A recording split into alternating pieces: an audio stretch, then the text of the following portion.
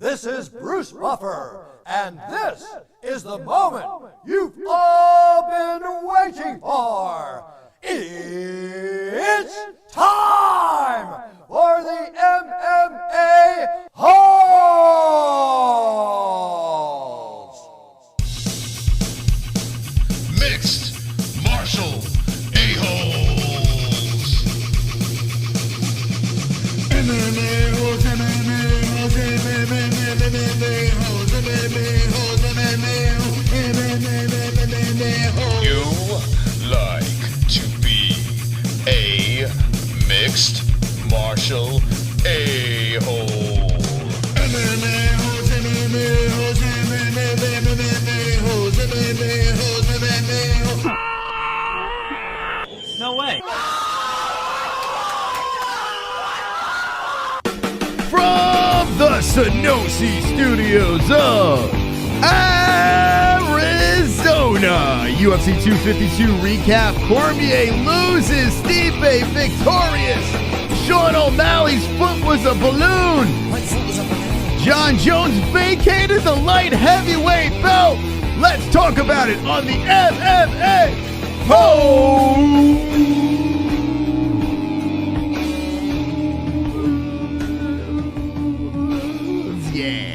Wonderful, wonderful. All right, friends. Monday night, the MMA-Holes Hour, episode number 138. JBH, how are you? Wonderful, wonderful. Wonderful, wonderful. How are you, Moss? Wonderful, wonderful. Whoa. We have a lot of stuff to talk about tonight on the MMA-Holes Hour. I've been waiting for episode number 138, Jesse. Why? I just, when we started this show, I said episode 138 is going to be an amazing show. Okay. Yeah. You had this premonition? Oh, I just knew. Okay. I just had this thought. I'm like, wow. I'm glad one of us knew. Episode 138, Jon Jones vacating the light heavyweight strap.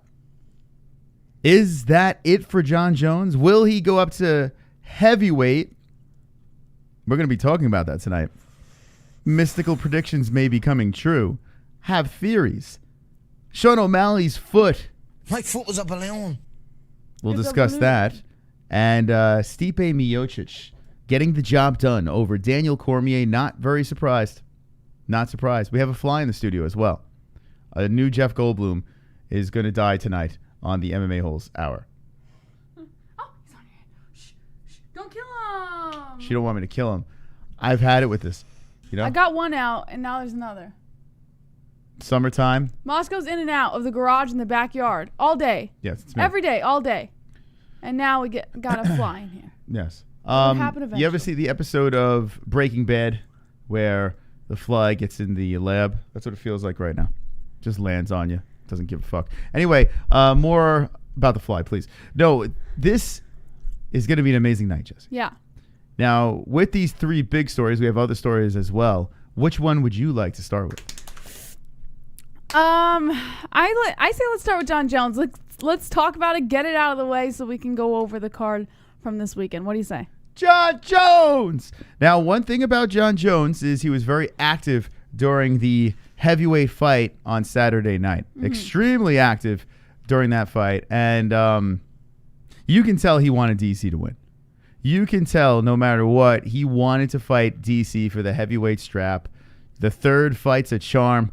They would have made a lot of money. He was really rooting for the guy. It didn't go his way, but he seems to still be interested in heavyweight. Yes. So let me start off with what the original tweet was. Now you're gonna have to kind of skip forward and back, Moss, because the most recent ones have been there. But this is the original tweet right here that Moss has pulled up. It is: just got off the phone with the UFC today. I am confirmed that I'm vacating the lightweight heavyweight championship. It's officially up for grabs. It's been an amazing journey. Sincere thank you to all my competition, UFC, and most importantly, you fans. Now you read this and you think, vacating the light heavyweight, moving up to heavyweight, right, Moss? Yeah. Then he sends out a second tweet and says, the last I spoke with the UFC about my salary, there was no negotiating. If that ever changes, I'd love to come back and compete again as Looks a heavyweight. like he deleted the tweets, by the way. Yes, I have this tweet though. No, this is what I'm reading right now. Oh, here we go. Here we go. Until then, I'll be enjoying the UFC as a fan and doing my best to take care of my family and community. All right, so fair enough. Jon Jones, he's not only vacating the light heavyweight belt, but he has no intentions to move up to heavyweight. He just wants to watch the UFC as a fan from this point forward. Well, that's not all, folks. Jon Jones then comes out with another tweet after a flurry of tweets between this and the one I'm about to read. And this was at 6:36 p.m. Mountain Time. Just had a really positive conversation with the UFC. Sounds like there will be negotiations for my next fight at heavyweight. All good news. The weight gaining process begins. Now, I'll give you my take on it real quick, Moss. I think Jon Jones sent out that original tweet of saying, I'm vacating the light heavyweight. I have no intentions to fight again, because he's trying to scare the UFC. And the UFC fell for it. They got scared. What are we going to do without our Johnny Bones? We have to give him more money. And that's exactly what they did. Wait.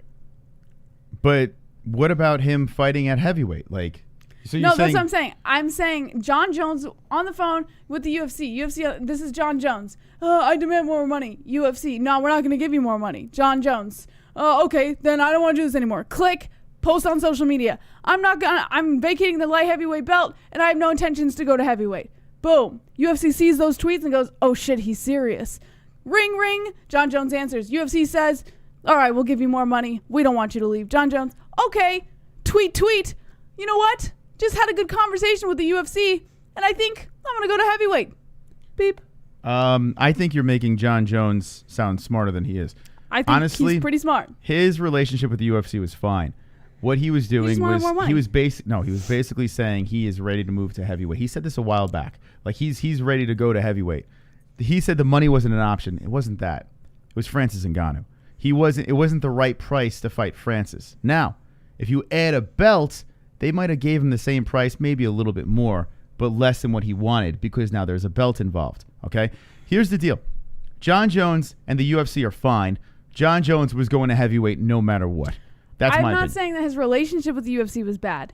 I'm saying that he played the game to make sure he gets paid the money he wanted fighting at heavyweight. If he played the game, then he was playing by himself because the UFC had full intentions on him going to heavyweight. They were waiting on his move and to say, is he serious about this heavyweight thing? And he proved he was serious with that tweet. He's serious, but there was no leverage here.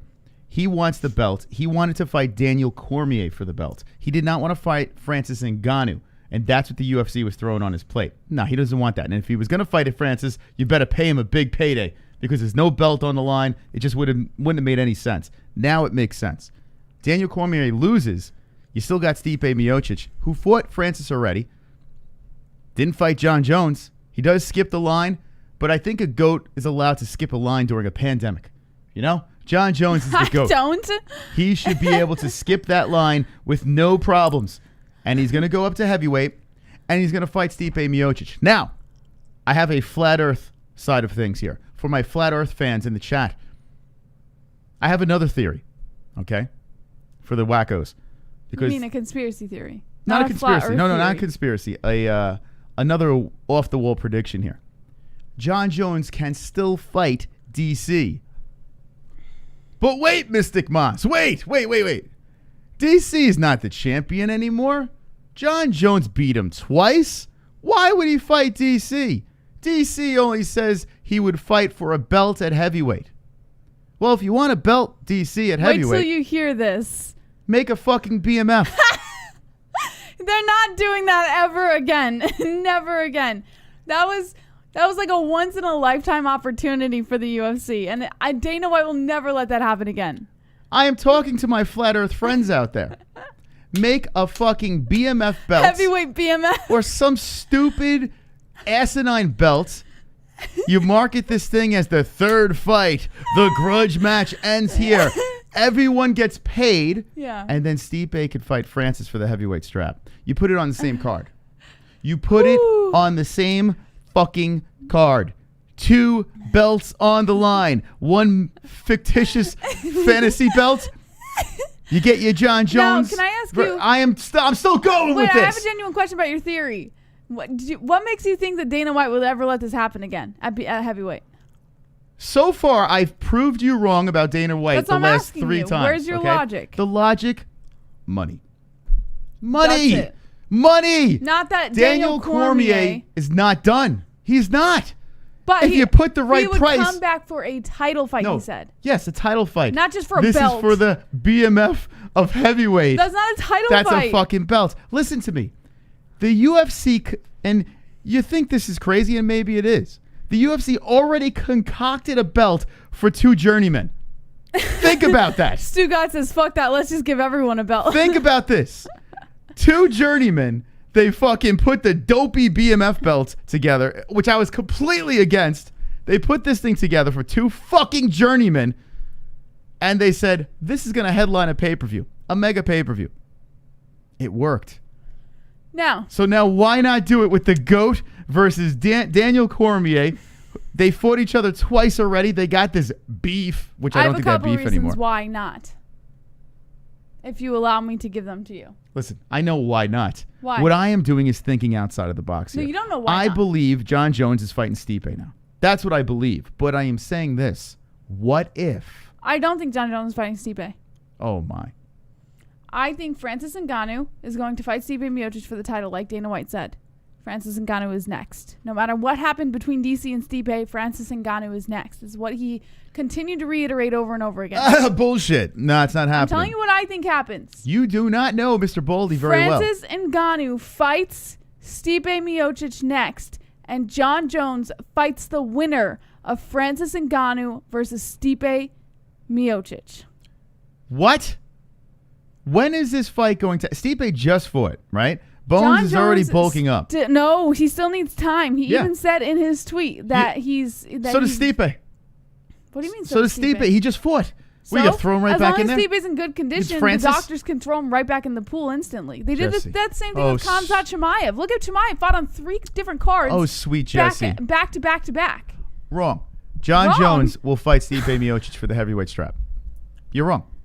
You're 100%. You have been wrong this whole time. You said that Jon Jones will not fight for a heavyweight strap. Wrong about? Then you said Jon Jones was going to fight Ngannou. You were wrong about that. He will fight the winner of Ngannou Stipe. Let me say this again. The offer that the UFC probably made to Jon Jones, I don't know what the offer is this. Stipe Miocic for the heavyweight strap. Because Jon Jones does not want to get in a cage with Francis Ngannou. Mark my fucking words. For the right money. I think you think Jones is a little more scared than he actually is, to be quite honest. No, it's not. It's not that he's scared.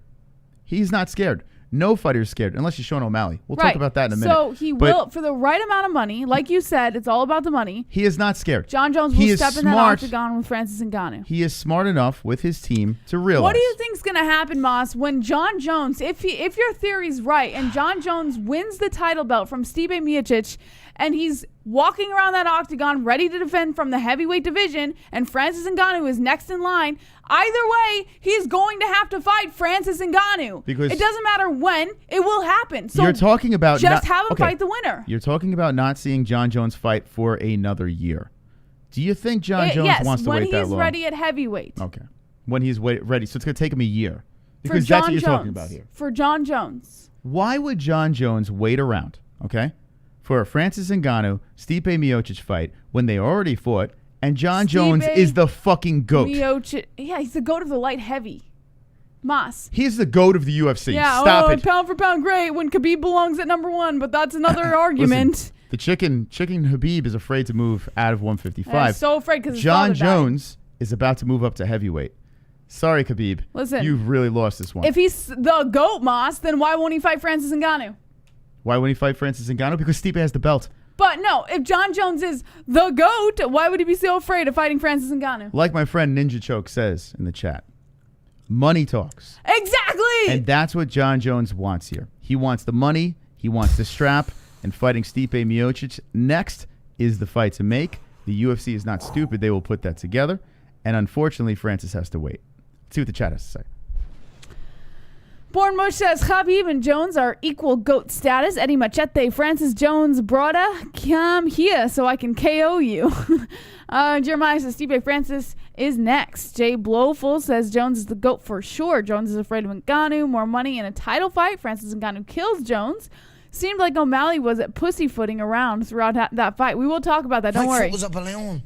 Steroids equals no GOAT. Aiden says Jones versus Curtis Blades. Mark R. Jones is a GOAT nut. Block Legend says the Picos are pulsating on this show. Abdul says Jon Jones has fought better competition than Khabib by a mile. Magnum Mountaineer says steroids makes Jones null and void for the GOAT. It is what it is, and it's on Jones for using multiple times. And H. Jones will fight Stipe for the belt. Human says Miocic versus Ngannou is next. Kirk says, I hear Khabib is moving to 170. Pass it on. Heavy Microgrow. Wasn't that JBH's point to begin with? America's favorite Brazilian says Stiopic is GOAT. Aiden says Jones versus Blades. Then the winner of Ngannou versus Stipe 2. Jones versus Blades. I Damn. could see that, Moss. Oh my God. Wait, You guys I kind of like that. Listen. Do I think the UFC is ever going to put that together? No. Oh, my God. I think that's silly. The UFC will never put that together. But as a fan, would I like to see it? Yeah. Yeah, I'd like to see Jon Jones versus Curtis Blades. Oh, my God. I would 100% like Why? to see Jon Jones versus Curtis Blades. And then the winner faces the winner of Saying you Stipe would like to versus see Ngannou. anyone fight Curtis Blades is saying, like, you want to Jon see... Jones versus Curtis Blades. Do you like to watch sleep streams? I'm telling you. Do you like to watch that? That Because would not be a Curtis sleep stream. Blades is a goddamn blanket. Listen, I'm telling you right now, I actually would enjoy seeing that fight. Now you know why you listen to my opinion, because you've just Boss, heard... you can't invalidate someone Jesse. because of their opinion. That doesn't No, make I'm you sa- any more yes, right. Yes, it does. No, it doesn't. You can't do that. I can do whatever I want. I'm mystical. No, you're Mark. not that mystical. JJ can hug a nut. There you go. He could hug a nut. There you go. Are you guys surprised that Jon Jones is going to vacate the belt? Now, 2 fights where Jon Jones looked not superhuman anymore. It's kind of weird, Does Dominic Reyes chase Jon Jones up to heavyweight after seeing his tweet today? Maybe. Maybe Dominic Reyes, grabs the strap and decides, I'm coming after you, Jon Jones, at heavyweight too. I'm going to fuck you up over there. That'd be interesting. Super chat. America's favorite Brazilian. Thank you for the 2. By the way, wait, what was I going to say? I was going to say something. I completely lost my train of thought. I see something on the side, and I lose my fucking train of thought. Anyway. Oh, no, I was looking at a graphic. Fucked up. So, yeah. So maybe Dominic Reyes goes up and chases him. Who knows? Who the fuck knows? Israel Adesanya. That's what I was going to say. Izzy Adesanya and Jon Jones. I guess that ship Not has at sailed. heavyweight, though. He's fought people at heavyweight No. kickboxing. Is he? Israel said he was going to go to light heavy and fight Jon Jones. But He's I'm just- not going to heavyweight. Okay. No shit, Sherlock. But what I'm saying, Man, you're he nasty has tonight. he has fought Whew. people in kickboxing at heavyweight. Correct? Someone give me a towel. I am asking you a question. This is like my fucking Whew. personal life with her. She just doesn't He's listen. snippy. Israel I am talking to you. Jesus Woo. Christ. Israel Adesanya. Has he not fought at heavyweight kickboxing? Kickboxing. Yes. Yes. So that's what I'm saying. Listen, this isn't anything kickboxing. anything can be possible with that. But I don't know, man. You got to think that ship has sailed. Whoo! Wonderful, wonderful.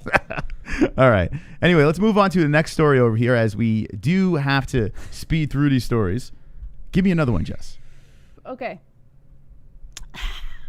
Allow me, Moss. I'll take this show over. Ariel Helwani tweeted. Actually, you know what? Let me go all the way to the top over here. Now, fuck the channel. Save this for Save the Show and stuff. It's a good story. But I want to talk about the 3 thumbnail things because I want to make sure we hit those. All right, so Ariel Helwani tweeted something, but this is kind of irrelevant because it was before Jon Jones said that he was going to go to Let's see what we heavyweight. got. Jones is getting the title shot for sure. He's an established star and has box office power. His resume speaks for itself. He's undefeated if not for that handicapped guy. Love him or hate him, I think a title shot is justified.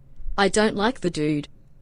Yeah. Yes, you do. That's the thing, though. Like, listen, I'm not the biggest Yes, Jon you Jones fan in the do, world. No. But I'm just being realistic. And money, man. I don't understand how, like a lot of MMA fans, they just, look past the UFC trying to make money. You know they love to make money. Like, that's their thing. They got to make that cash. Super chat. Another deuce from the American favorite Brazilian.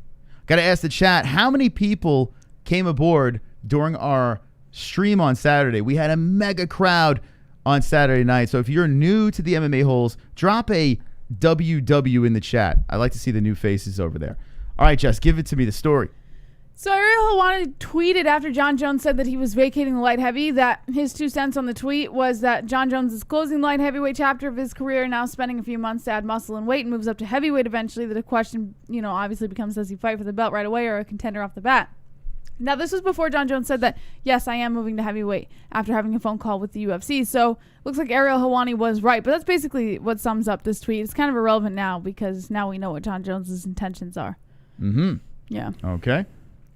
According to the Bleacher Report, Daniel Cormier talks about a UFC retirement in his Instagram post saying, I've loved every minute.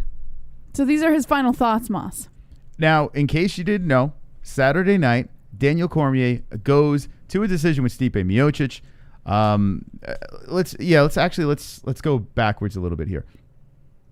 It goes 5 rounds, and Brett Okamoto thought it was 2-2. Dana White thought it was 2-2 going into the 5th. I think they're smoking crack. I think Stipe Miocic was up 3-1 going into the 5th. What did you think? I went with 2-2. Really? Yeah, You're I on went crack with the as judges. well. Yeah, listen, I'm a big DC guy. Like, everyone was calling me, oh, you're a nut hugger, this and that. They come on the stream, they see my shorts up to my nipples. I mean, listen, I'm not rooting for Stipe, I'm going for DC with his ridiculous pants. But regardless of the fact, I think Stipe did everything he could. Now, the snuggling, a lot of people were talking about this, the grinding of Stipe Miocic. It wasn't even grinding. It was just straight up stand and hug. He was hugging him. Some guy in the comment section said, but he was holding his hand.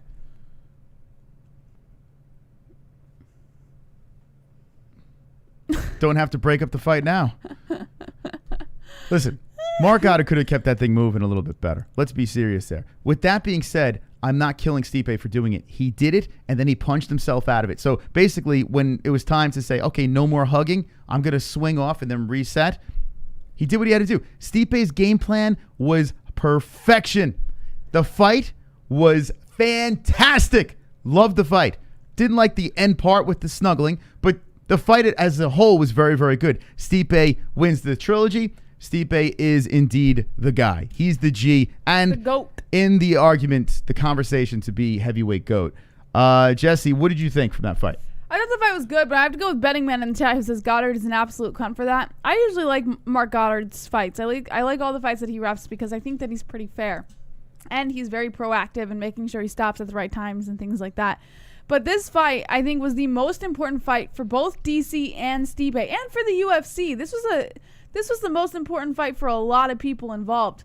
So to see Mark Goddard not really be as proactive in this fight as he normally is in most fights. And, yeah, he's usually all over the place. Yeah, and he wasn't as invested, and it was just really disappointing to see. When DC got that eye poke by Stipe, first of all, when DC eye poked Stipe, Mark Goddard was all over it. But the moment Stipe eye pokes DC, which was very clear, Mark Goddard just blew it off. Like he it was missed nothing. it, but he did apologize afterwards. Yeah, he did. But in the moment, it was... Doesn't make a difference. It was interesting to me because Mark Goddard is usually very anal about...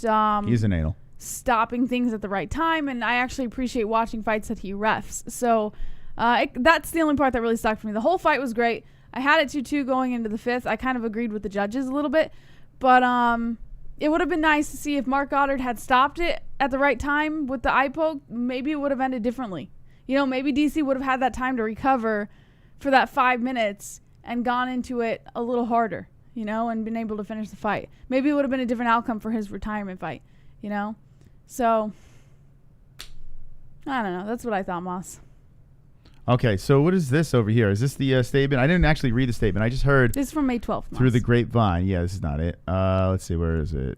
August 16th. Where is it? He said, but I cannot call what I do not see. I don't have replays in multiple angles. It's a one-shot take in real time. Yep. I cannot convey just how much I have both lived and loved this sport for the past 20 years. I truly appreciate all who understand. There's Mark Goddard. Mark Goddard, that's his apology over there. Listen, that's a good move by him, That's a good move by him to actually own up to it and say, I fucked up, I fucked up. Now, do I think it would have changed the fight? Who knows? I mean, I believe that it's possible. Maybe the outcome wouldn't have been different, but there's always that question of maybe it would have. If Daniel Cormier got that 5 minutes to rest and readjust, and Stipe got that time to kind of readjust, maybe they would have gone into that later part of their fight a little differently. And well, I saw someone in the chat said no one saw it live. I tell you what, I don't know how we all missed it because he was knuckle deep in that eye. It was kind of it was in there. Now, he did get poked before. A lot of people like, justification, finally, an eye for an eye. Yeah, like karma. Listen, Stipe was very apologetic about it. When he saw it, he was apologizing the whole rest of the fight. Maybe when he was hugging him, I'm really sorry, man. I made something under your eye. Maybe that's what was happening. Stipe was apologizing.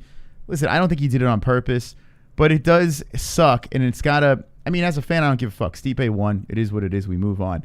But as DC would think, and watching his, and we're gonna read what he said afterwards. Apparently, he is retiring.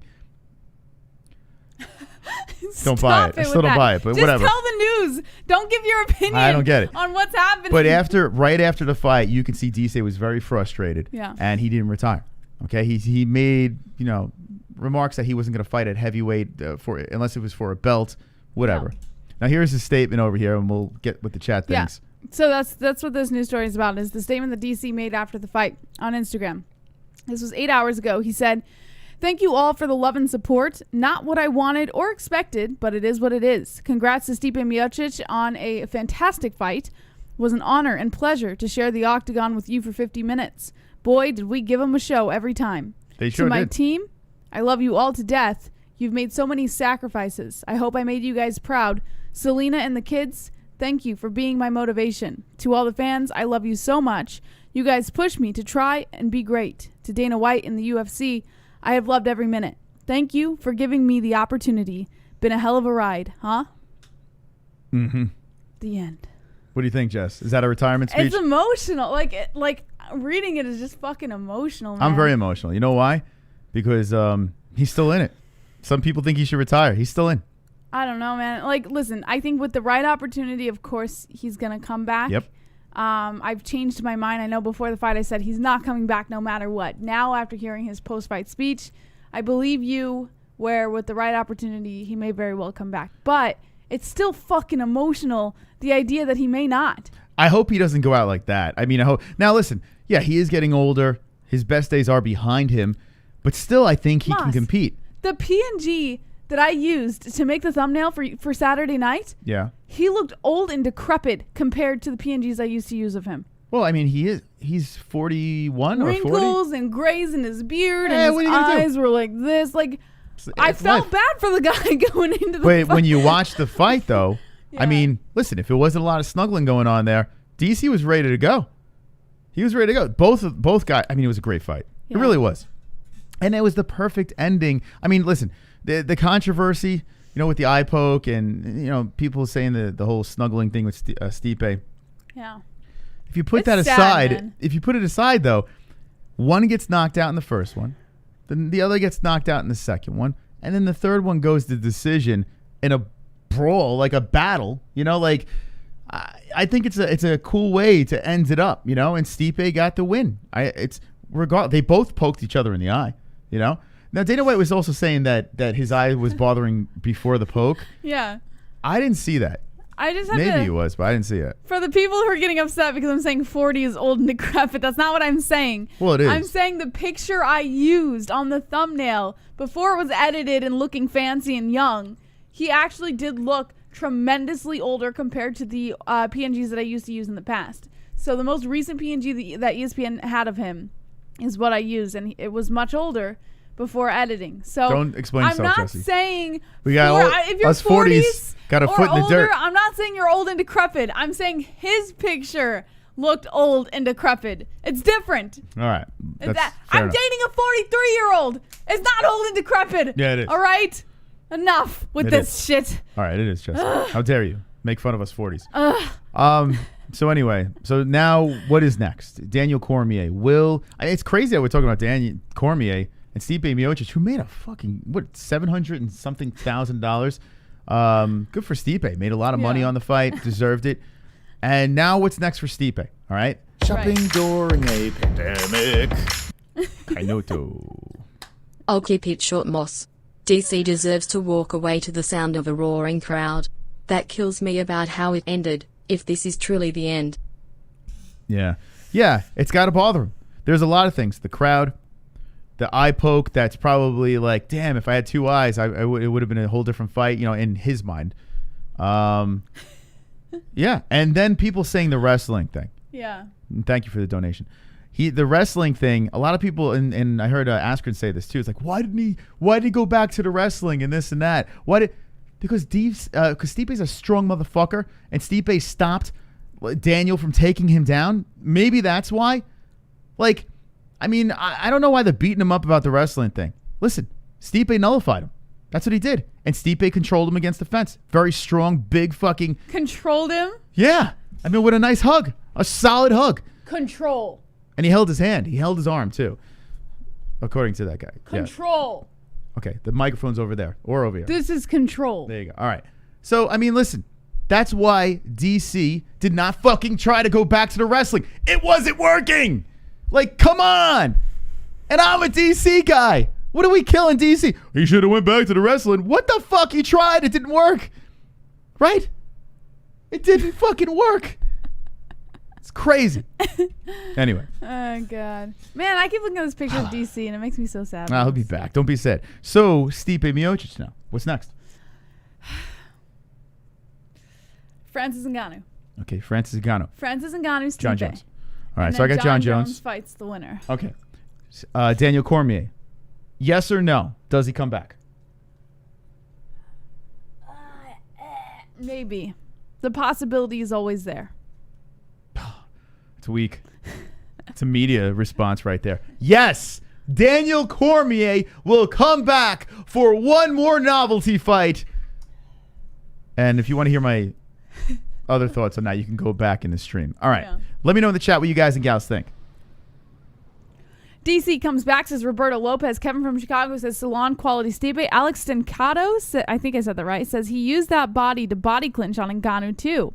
Yes, he did. Eddie Machete says Stipe versus Ngannou 2 would be interesting. I Rock DC is done unless there's a lot of money, like a lot. Justin Jr., JBH, and Chris, any fake donos of me? No. Blazing Ed says DC comes back. Shawnee Mac, PP Poo Poo. Walty Wallace in the chat says yes, he's coming back for one last fight against Diabetes. Oh. Alexander Dose says Stipe out wrestles again, or Ngannou again, beats Jones that struggles with Reyes and Santos. Then he is 100% not just UFC heavyweight GOAT, but heavyweight GOAT overall. Who wins? Yeah, Stipe doesn't have to move anywhere. If he smashes Jon Jones, I mean, Jesus Christ. Now all of a sudden he speeds past everybody. Imagine that, and that's another reason why if I'm Stipe Miocic, why am I going to fight that scary monster that I beat already? Right? I don't want to fight that guy. But we tell me I can fight a guy a little smaller than me. I like what John's J. DeGravio says. He says Francis versus Stipe, and at the same time, John versus DC. Winner takes on each other, 4-way elimination. Listen. Don't laugh. Don't laugh. The theory that I had before, that you put together some novelty bullshit belt. Listen. WWE shit over there. Novelty bullshit belt drags DC back like some BMF, or I don't fucking know what you want to name the damn thing. You could have, imagine having Stipe versus Ngannou and Jones versus DC on one card together. Like, it'd be insane. Probably not going to happen. Stipe versus Jon Jones, legacy. Beats up on a guy that's the GOAT of everybody. Like, he is the GOAT, but he's a smaller guy, right? I mean, he's not that much. Actually, he's probably the same height, I would think. But Stipe is a natural heavyweight, and Jon Jones is going up. So, well, no, not exactly. Jon Jones tweeted. It's a big boy, John. He said, "Have you seen my family? We're all big guys. It'll be nice to be at a more natural weight." But those chicken legs. So. It's not that Jon Jones is going up. Just like Stipe, Jon Jones is naturally heavy, and he belongs there. And I don't know if it's going to aid him. We've seen sometimes when fighters go up and it aids them, and sometimes they go up and it fucking makes them the worst fighter in the world. So the only way to know is to find out. But I do believe Jon Jones is just a naturally heavy guy. You saw what Dominic Reyes did with his power, right? Now you're talking about heavyweights that hit pretty damn hard. Jumping during a pandemic. I don't know, man. Josh. Fuck the crowd. They should have given DC a hero's exit. The UFC should have had 2 hookers ready to take it in every hole as soon as DC left the cage with all the blow and Viagra he could handle. Yes! I don't condone fornication, but this is his last fight. Yes, Josh! They should have had everything ready for him, man. Yes! Hookers, Viagra.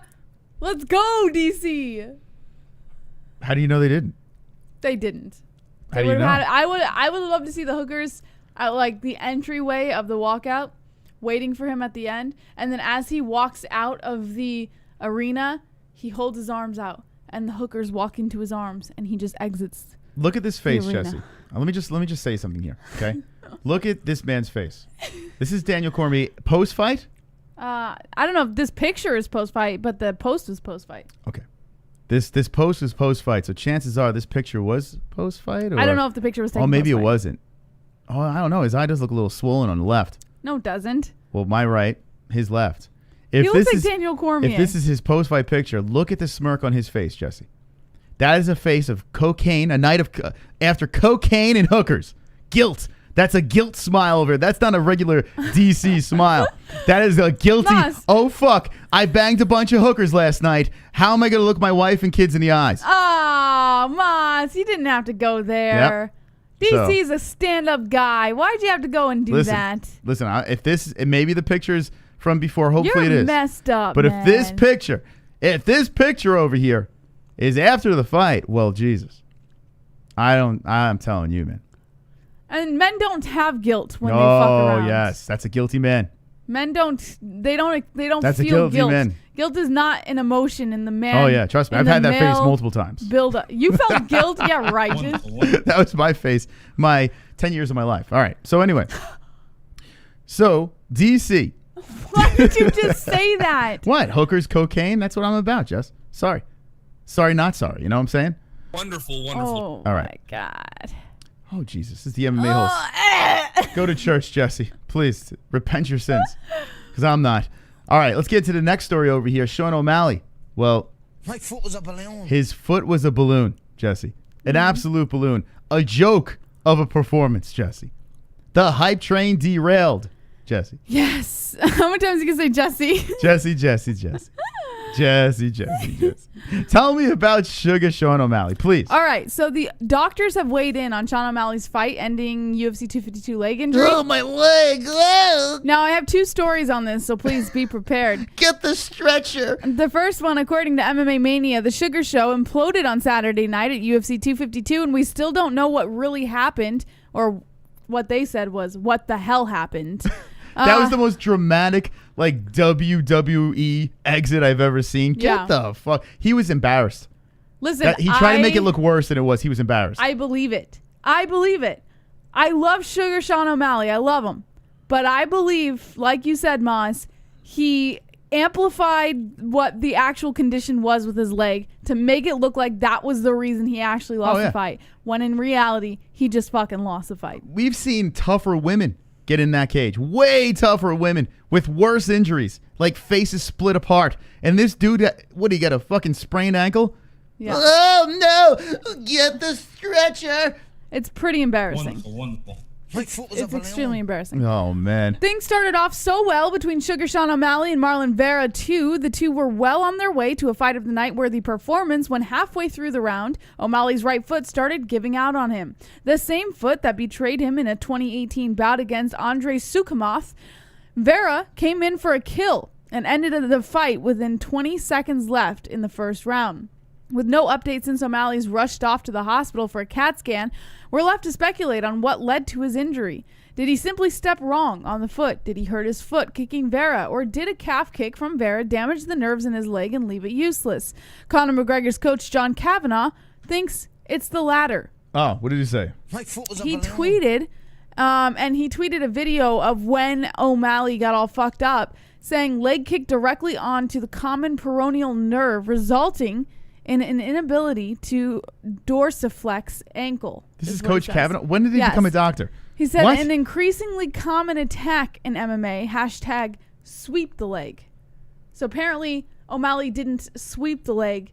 He went tried to go straight through the leg. All right, hold on a second. So he posted the video. I can't actually show the video. That sucks. Yeah. There's Coach Kavanaugh chiming in. Dr. Kavanaugh. Now, Brian Paging Dr. Suterer Kavanaugh. is an MD in physical medicine and rehabilitation and has a YouTube page where he breaks down sports injuries. He's got a video on the eye poke from UFC 252's Miocic versus Cormier fight, and he put one together for Sean O'Malley versus Marlon Vera too. Sutter breaks down the Lisfranc tear, is what it's called. Oh, is that what it's called? On Is that what they call O'Malley sprains these days? suffered from in 2018, not what he suffered now. Yeah. 2018 is what he suffered. Okay. Which is what Sugar reportedly told Megan O'Leary he aggravated in the Vera fight 2 nights ago. Sutter doesn't speculate much on what may have caused the injury, but Fighting Doc on RMMA does, attributing it to Vera's calf kick and breaking down in detail how a kick to the calf can mess up your foot. Now, this is really important to listen to for those of you guys who are either in doubt or think he might have been over-dramatizing, or if you don't think he was over-dramatizing, this kind of gives you your own opinion right here. Ready? Yeah. This doctor says, Sean was definitely hit with a high calf kick right as he was backing up to the cage. But hold on a second, real quick. Yes. Did he take the MRIs yet? Like, because he got the X-rays. You're not going to see No, anything. these are all analysis from the doctors. Yes. So Shopping door this doctor is breaking down. Okay. Cheeto landed a kick and damaged the common peroneal nerve that lead to Sean fucking up his leg. They lose touch or something. He's young, he will be back. Okay, Well, there's that's what Roberto. they're saying here. Now, let me just tell you what he said real quick. Yes, let's hear it, Doc. Shortly after, while the commentators were talking about how short Stipe's legs are, you can see him buckle. The common peroneal nerve courses around the fibular head on the outside of the lower leg, and Vera's kick hit him right on that point. Damage to that nerve and its branches will cause foot drop, more unopposed ankle rolling inwards, and therefore buckling of the foot when trying to walk. I love this, man. This is great. Obviously, O'Malley has never stepped on a Lego. He cried after slightly rolling his ankle.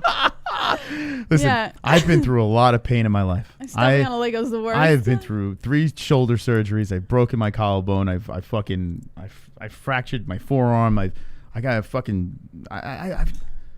been through a lot of pain in my life. Listen, I've torn like ligaments and tendons and shit like that. Yes, we know, Moss. I've You're been in all these broken. situations.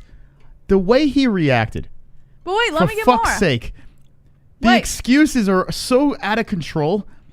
They're this is the most excuses I've ever heard for a ridiculous situation. Here we go. Damage to that nerve and its branches will cause the foot to drop, more unopposed ankle rolling inwards, and therefore buckling of the foot when trying to walk, which is what we saw inside the cage. We saw that happen, and with the rolling of the foot and hitting the top of the foot on the canvas, he may have aggravated his old Lisfranc foot injury too. Lisfranc injuries also can lead to chronic midfoot instability, so it's possible that all of the above just resulted in a perfect storm, causing his right leg to just become non-functioning. Can't take anything away from Cheeto, although Alex Perez TKO'd Formiga several months ago with calf kicks, and they both fight out of the same team. Clearly, those guys were drilling them during camp. Yeah. Listen, Well, Anderson Silva's leg went like in half, and he handled it better. He was hobbling around, but he handled. I mean, you would think his leg was in half. It was crazy. he did make a post on Instagram, Sean O'Malley, Yeah. that said humbled. And Yeah, it he was should. him- Super chat. Oh my God. Greatest fucking show on YouTube. Yes. Shout out from Ohio. Kelly. Thank you, Kelly. Now, there's only one reason I can think of why he made this post, and it's him smoking weed and playing a video game with 2 girls on his sides. Wow, man. Is one of them at least his wife? I would hope so. There's only one reason I could see him making this post, and it's because he knows deep down, and he knows that everybody else knows, that this wasn't a serious injury, and he used it as an excuse, and now he has to try and save face. So That's Cody all I actually can see said happening. something. So Kobe, he says humbled. He says Yeah. happens to us all at some point. So that's all right. So He's some just classy licking talk. his ass. He's licking his ass. Yeah. No, he pretty much spat on him when he fell Cody down. should be licking his ass because Cody's been knocked out 3 times, twice by the same person. But you know what? Fucking idiot. At Can't least he stand lost to a guy that was a champion and a steroid head. him. Oh You God. know, Get the Sean fuck O'Malley outta here. lost to Cheetos. 2 fucking big babies He lost to a bag of kissing Cheetos. each other's asses. Listen, Sean O'Malley's a joke. Let's stop it. Let's all settle down now, okay? Can we just stop it? The guy has potential. He's got a lot of skill. Listen. But he is never gonna be a champion. Sorry. I will say this: as a Sean O'Malley fan, I'm not going to fall off the train and be like, oh, I'm not a fan anymore. I'm not going to do that. If Sean O'Malley's in another fight and I believe he's going to win, of course I'm going to be high on O'Malley. But after this, after seeing what we saw on Saturday night, there is like a level of disappointment in what I saw. Like, he couldn't just fucking pridefully take the fact that he was taking the L. He had to come up with an excuse for it. And that's what bothers me a little bit. It's ridiculous. Anyway, listen, I like his pizzazz. I like the way he markets himself. He does a great job with that. You know, all the joking aside. It's just, this was a big hit on the chin. This is the second time that this man... during a pandemic. Kainoto. Vera landed a kick to Sean's unicranial nerve, which is located next to the galvatroni's tendon. His reaction is medically called cybertronosis. On what other MMA show can people get free medical advice? Cybertronosis. It sounds like pussyitis to me. But anyway, maybe, what do I know, right? This is the second time Sean O'Malley had a dramatic injury outcome. The first time with Joe Rogan, he's like, Joe, I love you, Joe Rogan. He's on the floor. It's all dramatic. And they're like, fuck, get out of here with this guy. This guy is full of shit. I like the drama. He is full of shit. He could have handled it a little better. Sugarfoot needs to soak that foot in Kool-Aid. Mr. Sugarfoot. Yeah, he should. That's Sugarfoot. Listen, and Ben Askren said it the best. He says he's a young kid that believed in the hype. He believed in his own hype. In his own hype. He's right. He was even going so far. I'm not gonna all these motherfuckers. I'm not gonna all these motherfuckers try to get once Jesse, they feel me. bro. I hate you right on your chin. You hit me on the shin. Ow, I'm dead. I'm dead. Jesse Bro says, what if it turns out that he tore something? If it turns out he tore something, which we don't know, if it turns out there was something genuinely wrong, then that's a whole different story. But we can only go based off of what we see. I've seen guys in that cage. Their knee blows out. Completely blows out. And they're still fucking fighting. Paul Felder. Like, get the fuck out of here. Fought fucking what's-his-face, my God. Hooker, with a punctured lung. It is insane. A punctured lung. And Guys' he still faces fought falling the whole apart. fight. Their legs are hanging off their hip. And this guy fucking sprained his ankle. And they're bringing in the fucking helicopter. The top of the apex opened up. They dropped a fucking helicopter in there. And we saw his clown hair all over the place. Right up. Oh, the agony. Get out of here. Get out of here. Come on. If Sean O'Malley just posted, I'm a dick. All right. I would have had a lot more respect. Then he posts this. Jesus Christ. What is going on, Jesse? All right. Yeah. Oh, my clown hair. All right. Anyway. So, yeah, Sean O'Malley does take his first loss over here. He'll come back. He'll get another couple of wins. I'm sure he'll be very high on himself again. The guy is a very good striker. It's just a question of, can he stay healthy? That is the question. What about JDS versus Rozenstruik? What'd you think of about that fight? Loved it. Loved that fight. I'm glad Rozenstruik ended up taking that W and was able to kind of redeem himself a little bit. He's still going to have a little more to prove, I think, given what we saw with Overeem. But this is a good step forward, so I do like that fight a lot. It's crazy, man. It looked like JDS was going to cruise to a decision win. And another time, it happens. Rozenstruik did it to Overeem very late in that fight where he split his face open. And in this fight, he just mauls Dos Santos. I mean, listen, Rozenstruik is scary. Can he be a champ, though? That is my question. He can be beat. He can 100% be a contender for the championship. Will he win the championship is a different question because he's got some really heavy competitors above him. But I do believe 100% he can be a contender for the championship. Yeah, I am not. The guy's got scary power. He really does. But there's a scarier guy in Francis Ngannou who already leveled him. You know, I don't know. I mean, at heavyweight, you never know what can happen. Biggie Boy is very promising, but as long as there's a Francis Ngannou lurking, there's not going to be a Rozenstruik even near the belt, during a pandemic. in my opinion. But only 12 fights, so. Sean had Veras flag colors in his hair, probably trying to troll. Yeah. Shout out to Kainoto's family from Ecuador. There you go. There you go. Shots fired. So yeah, it was Ecuadorian colors, and I don't know what it was. He said It's because, I'm doing it for the people. Mas, you don't have to make fun of him that much. Jeez. oh my God. People are comparing Sean O'Malley to Conor McGregor. Could you fucking believe that? No, they were saying who would win, Sean O'Malley or I Conor mean, McGregor. I don't even want to talk about. Not even talking. Fighting each other is even more hilarious. But just the comparisons. My mother walked 3 blocks with a broken foot and a sprained ankle after falling down the stairs. She wouldn't accept anyone's help. She should have fought Chito. Yes. Throw some fucking hair dye. You know, drop some clown hair on her and throw her in the octagon. Because at least we'll get out of the first round. Oh, God, man. I want to know from the O'Malley fans, though. I mean, there were a lot of people on board, and I'm sure there's going to still be a lot of O'Malley fans. And rightfully so. The kid, like I said, markets himself great. You know, Sean O'Malley does a fantastic job marketing himself. So as much as I'm horsing around, the guy's going to be fine. He's going to do fine in the UFC. He's going to make a bunch of money. I just don't know, man. When you got fucking guys like Cody Garbrandt, I don't know if he's still going to be there, but you got Aljamain Sterling's, you got Peter Yan's, you got all these other guys that are just on other levels. A Sun Xiao is on another level. You know, like, nah. I don't see Sean in that mix. Now, what if Sean moves up to 145, right? I mean, 145. What if he moves up and decides to fill out a little bit? You know, take that speed up. Do you think at 145, he's 5'11", maybe down, not now. I think he should still stay at bantamweight. But what do you think? Maybe if he fills out, maybe his bones can stay intact. Not bones, his ligaments and tendons. No? He's a lost cause. That's not happening. I guess he's a lost cause. All right. Hopefully we open up the phone lines. But yeah, Rozenstruik versus Dos Santos, was not very spectacular, but JDS was cruising to the dub, getting the decision, and Rozenstruik puts his lights out. And shout out to Biggie Boy for getting the job done. We've got 624 in the chat. Thank you for joining us. And Georgie just subscribed.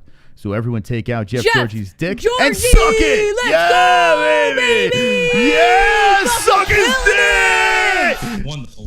Moss, don't get too carried away. Jeez. Listen, free blowjobs for all the subscribers tonight. All right. What else we have We're here? going to start the clock, Moss. I will. I'm going to start. We were late, Jesse. Remember what I said to you? Herbert Burns gets mutilated with Pineda. Yeah. Absolutely mutilated. Pineda looked great on a guy that missed weight. Nice job. Very nice job. Performance of the night. Yeah. Merab Dvalishvili. That was a great one. Great? Liked it. I liked it, Moss. Are we talking about the same fight here? I like the You liked this fight. Why? Merab. You know why? It's because I genuinely believed that Merab was going to submit Dodson, and he didn't. And that was what was exciting to me, because the last time Dodson ever fought a grappler as good as Merab, he knocked his ass out. And I thought, okay, if Merab can't take this guy down and submit him, he's going to knock the fuck out by Dodson. And Dodson's like give or take, right? I genuinely, it was like, what the fuck's going to happen here? That's why I liked it so much. I actually liked this fight. This fight needed a fast forward button. That's what this fight needed. There were moments when I was like, oh, this is torture. But what I learned the end result is what I already knew. Merab was going to win, and he was going to bounce around like a lunatic. But did you not think he was going to submit him? No, I picked decision. That's what Merab does. He's a decision machine. Yes, listen, he's a unanimous decision machine, but that's what he is. He's a good submitter, good grappler. I really thought he was going to submit him, man. He should change his name to Merab Decision Vili. Wonderful. All right. What? Anyway, but he seems like a nice guy, so he's got that going for him. All right, that's the main card over there. Any more stories before we start the clock, Jeff? No, we'll get to the other ones are kind of like things that we can touch on if the show gets saved. We touched all the main bases tonight. All right, we're going to start this clock over here. The Save the Show is going to be started right now. We want to take the phone calls tonight because, Jesse, that Jon Jones situation is a big story. Yes. A big fucking story. So we need some help over here. Starting the clock. Dramatic music. Every donation that comes in within the 5 minutes, we go that much longer. Shopping during a pandemic. Here we go, Jesse. 2 more minutes. Wonderful. If the phone line's open, this $2 donation represents the amount of minutes Kevin from Chicago is allowed. Kevin, call in and give your 10 minutes of MMA babble. Save the show for the one who thinks everyone else should pay for his narcissism. Whoa. Damn. Shit. Shots fired. Thank you, D-Rest, for the donation. All right, and thank you, everyone, for the minutes. donations tonight. By 4:30 Rust. on the clock, and let's get those donations in. We're going to squeeze a story And hopefully we take some phone calls. Guys, save the show tonight. We got a lot to talk about. And I want to hear what you guys thought about the fights on Saturday night if you didn't make it in on the phone lines. Oh, shit. Hold on a second. What's wrong? Oh, we got 100 likes. Hold on a second, Jesse. 100 likes! Guys, fist bump with us. We got 100 likes. Like the show if you haven't liked it already. 632 watching. This is the MMA Holes, the greatest MMA channel on YouTube. Oh, yeah. Pump it up! 100 likes. Watching fights! They're so tight! Pump the likes! 100 likes! Watching fights. Oh, hold on a second! Roberto! 28 more minutes on the show! Roberto Hernandez! Hey, I want to ask you guys, what time is it? Oh, snap! Khabib time! Saving shows! Hey, I want to ask you guys, what time is it? Damn legend. Save the show. Thank you, Roberto That Hernandez. puts us at 30, Moss. 30 minutes. Hell yeah, baby. Well, we'll open up some phone lines. Let's get this show flowing. Drop some more donations within the 3 minutes, and we'll extend the clock. All right. Now, Moss. Yes. You're going to have to scroll all the way back up to the top of the news Okay. for us to discuss. See what I did there? Said a poet didn't know it. For us to discuss. Super chat. We got a super chat coming in. Drunk Savage. Save the show. Woo! Shout And out to 5. Greg's mom. Kissing face. Shout out Greg's mom. Are they in a relationship? I guess. Oh, Wonderful, wonderful. there you go. Drunk Savage dropping 5 more minutes onto the clock, saving shows like a wonderful, wonderful goddamn celebrity. All right. Wonderful. Now, Michael Chandler says Dana White would love to meet me in a, I guess you could say. So he responded to what Dana said. Yeah. What are we laughing? What's going on? It's kind of funny. I'm not going to lie. Oh, what he said? Yeah. Merry Christmas.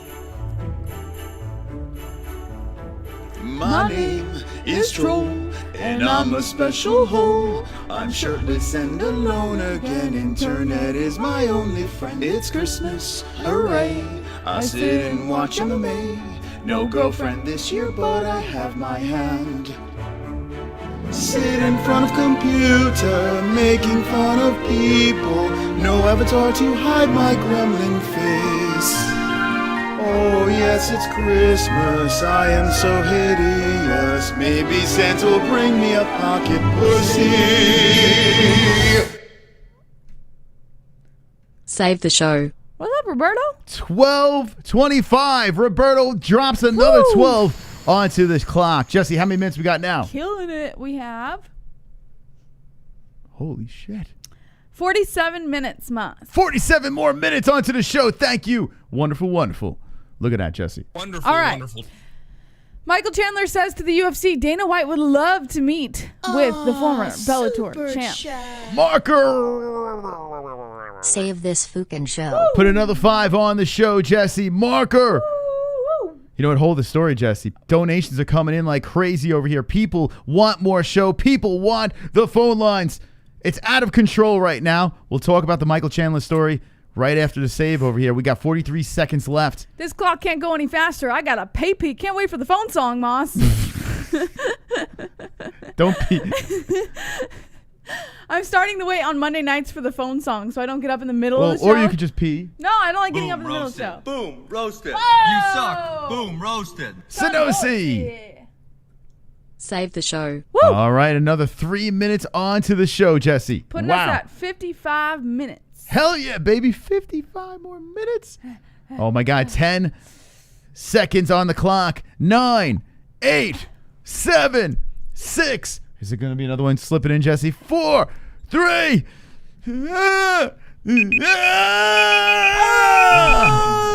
All right. Ooh, no more. Cut off. Cut 55 off. minutes, Moss. What? Cut off.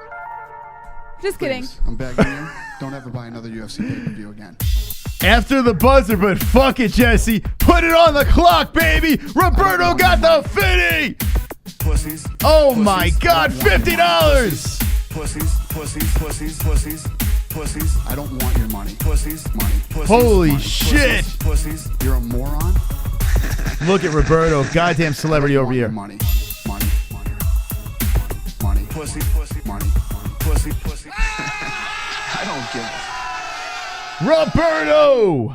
Save the show. Woo! Wow, man. Put Holy this at an shit. hour 45, Moss. Listen, I see a bunch of donations. Let's just go to two fucking hours. I see a bunch of donations that are coming in over here. Thank you guys and gals so much for extending this shit. Hour 45 plus 12. Plus 20. Moss! Yeah. We're rolling over into next week. We're rolling over? We're rolling over. How many minutes we got? We might roll over into next Judging by week. the donations that I currently see coming in. Well, figure out when we come. Alex Lovell is ejaculating on Ronda Rousey. Yeah!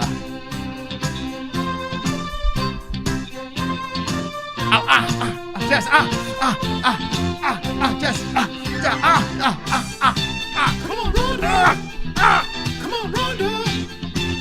Fuck! Come on, Ronda! Come on, Ronda! Oh, Jess didn't want to play along, apparently. Sorry, I was counting. Don't let the boat sink. Save the show. Alex- Got to leave early per usual, but enjoy holes. Wow, man. That was nice of Alex Lovell over there saving the show, coming on Ronda Rousey. Moss. We're 52 minutes into the next Monday. Wow. All right, listen. We added time after the buzzer. 52 more minutes That's including next the ones week. that are coming in soon. Yeah. All right, so write that down over here so we can remember. Oh, shit, we're farting on Jesse. Donations. Is it my turn to fart on Moss? Come on, fart on me. No, I'm not taking my pants off in front of these Tell guys. Jesse to fart on me. What, do you think I'm stupid? Where's the pen? No, I need to back off. Ew, your butt looks more pale than usual. Ew, why does it look so pale? My beautiful tan. His Save butt the looks show. more pale than usual. Yes. All right, can I get a pen over here so I can write the 52 down? You have legs. Thank you, I don't Flat have a Earth, pen. coming in saving the I show. have one right there, retard. I'm sorry, you're not a retard. That was really mean. I'm really sorry. I didn't mean to say that. You even I'm got so rid of the sorry. D and said retard. You even said it like a retard. That was mean. That was mean, Jesse. That was mean. Say that. Where's this pen that you talk of? Right there. Oh. Holy shit. All right. So hang in there, friends. We got donations that are coming in. We're going to get to the news. We're going to open the phone lines. We're dropping 2 more hours on the clock. The people are going crazy tonight with the donations. And Jesse called me a retard. Proper 12. I gotta pee. Oh, shit. The double champ with the 30 spot. Rolling over to the next show, baby. Yeah. Yes.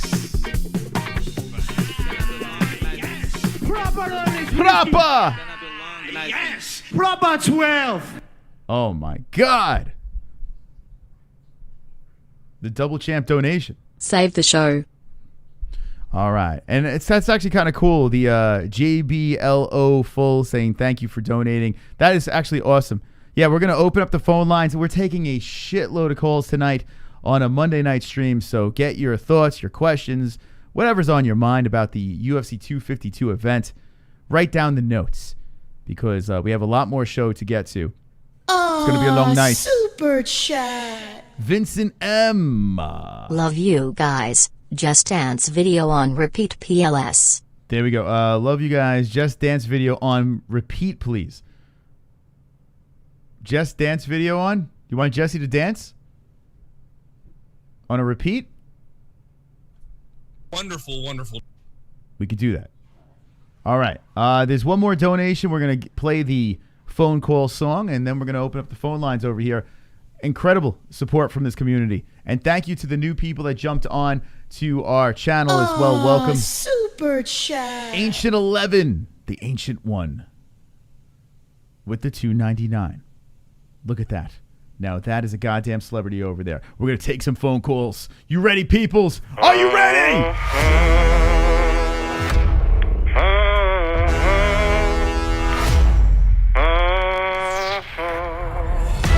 Hello, you're live with the MMA Holes.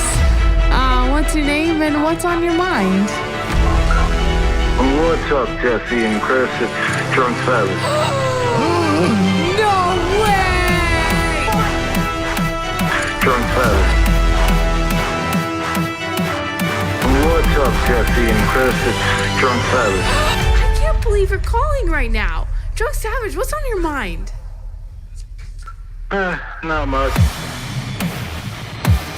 Wonderful, wonderful. I have a respect for everybody in the chat. MMA-Holes. Vlad's one of them. Kevin from Chicago. AMH, I mean the knitter. I'm just enjoying this. I can hear you. Hi, this is Billy. We have Sean Hart. Hey there, what's up, man? What's up, Pulse? Oh, it's Justin Jr. From Chrome. Hernandez. So Kainoda. Lord. RX. Mark Bro. Heavy Mike Rook. Indy Russ. Sean Man. Migo. Big Bob. Basically Dragon White. Nick C. Vigo South Country Down. Shannon Stewart. Rogelio. Benjamin. CC 2.0. Peter Phillies. Jeremiah. Hey, Lee W. Michael Angelo. MMA-Holes. Man, what a wonderful, wonderful community. Wonderful, wonderful.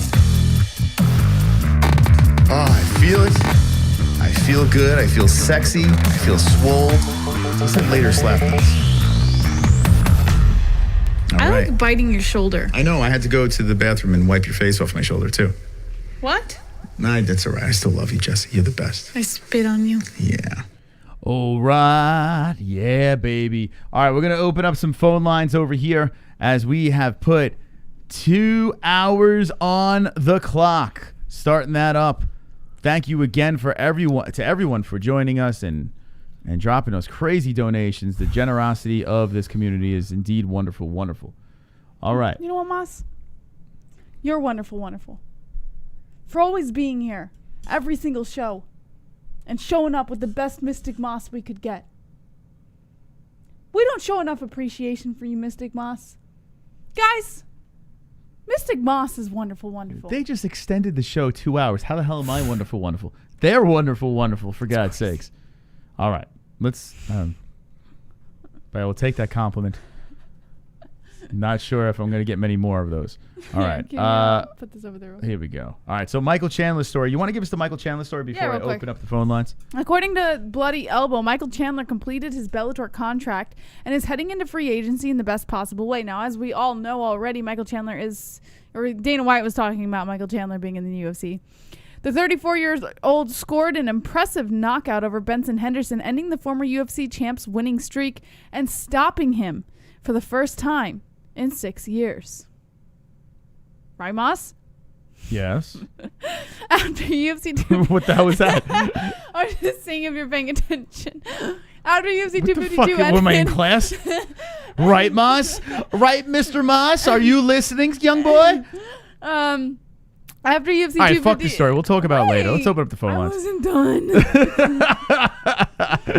Yeah, it's. I mean, Jesus Christ. Listen, Michael Chandler, I want him in the UFC, right? Is he coming? What was the funny part of the story? There was no funny part. You said...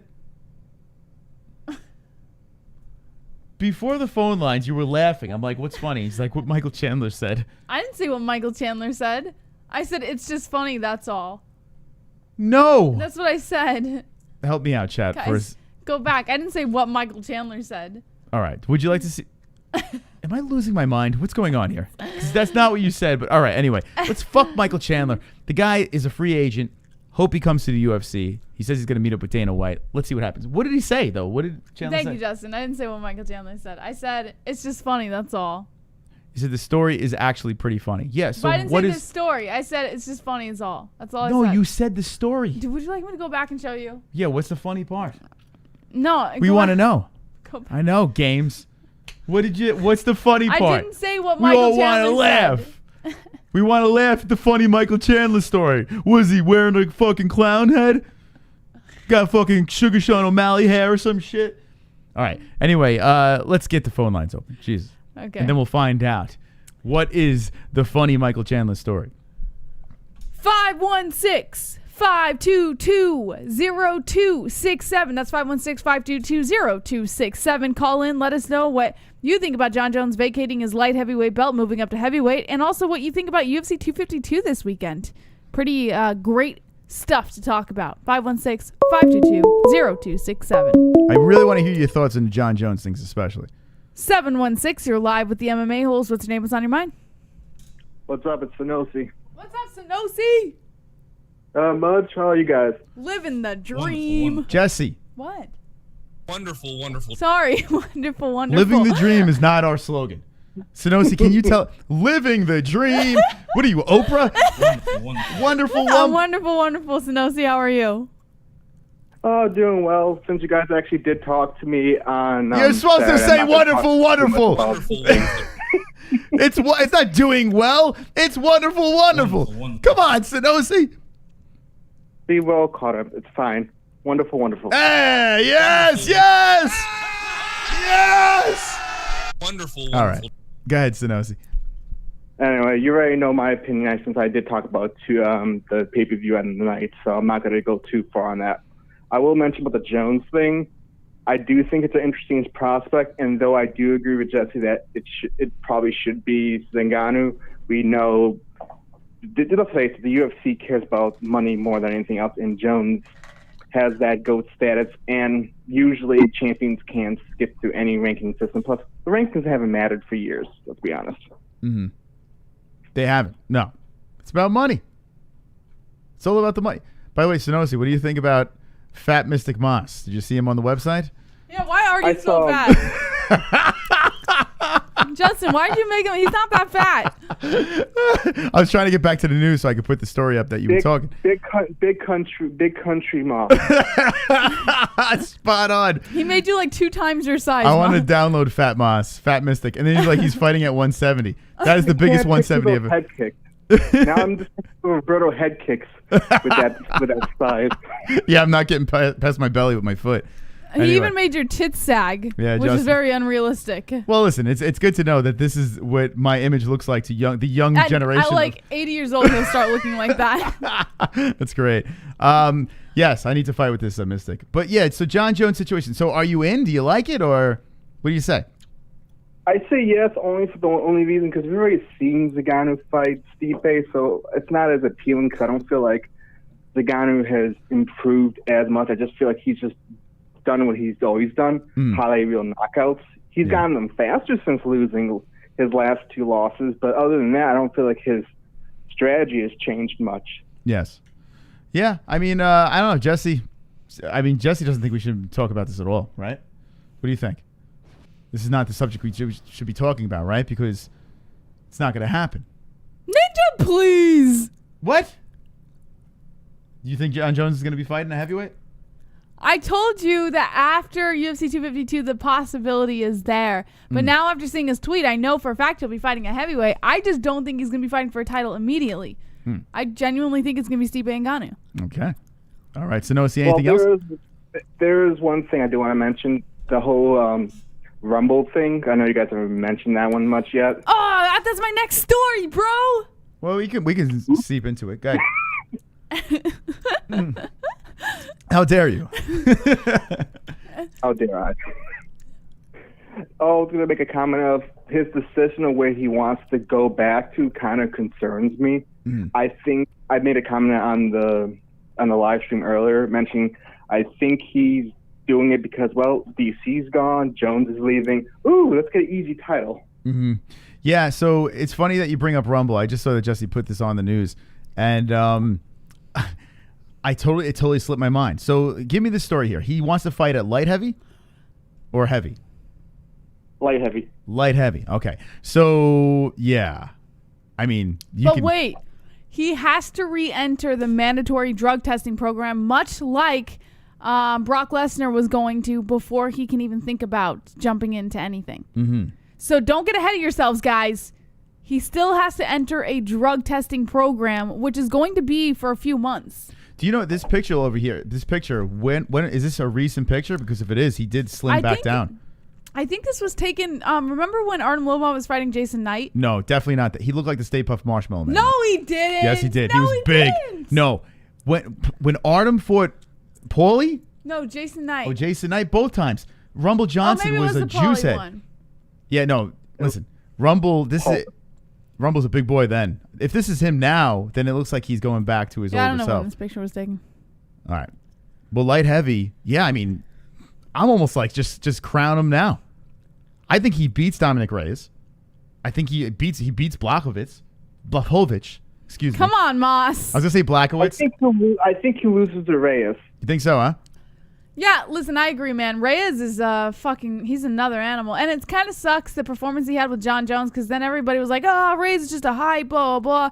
But I really believe Reyes has what it takes in this contender. I think you guys are forgetting. Rumble Johnson was the Ngannou of light heavyweight.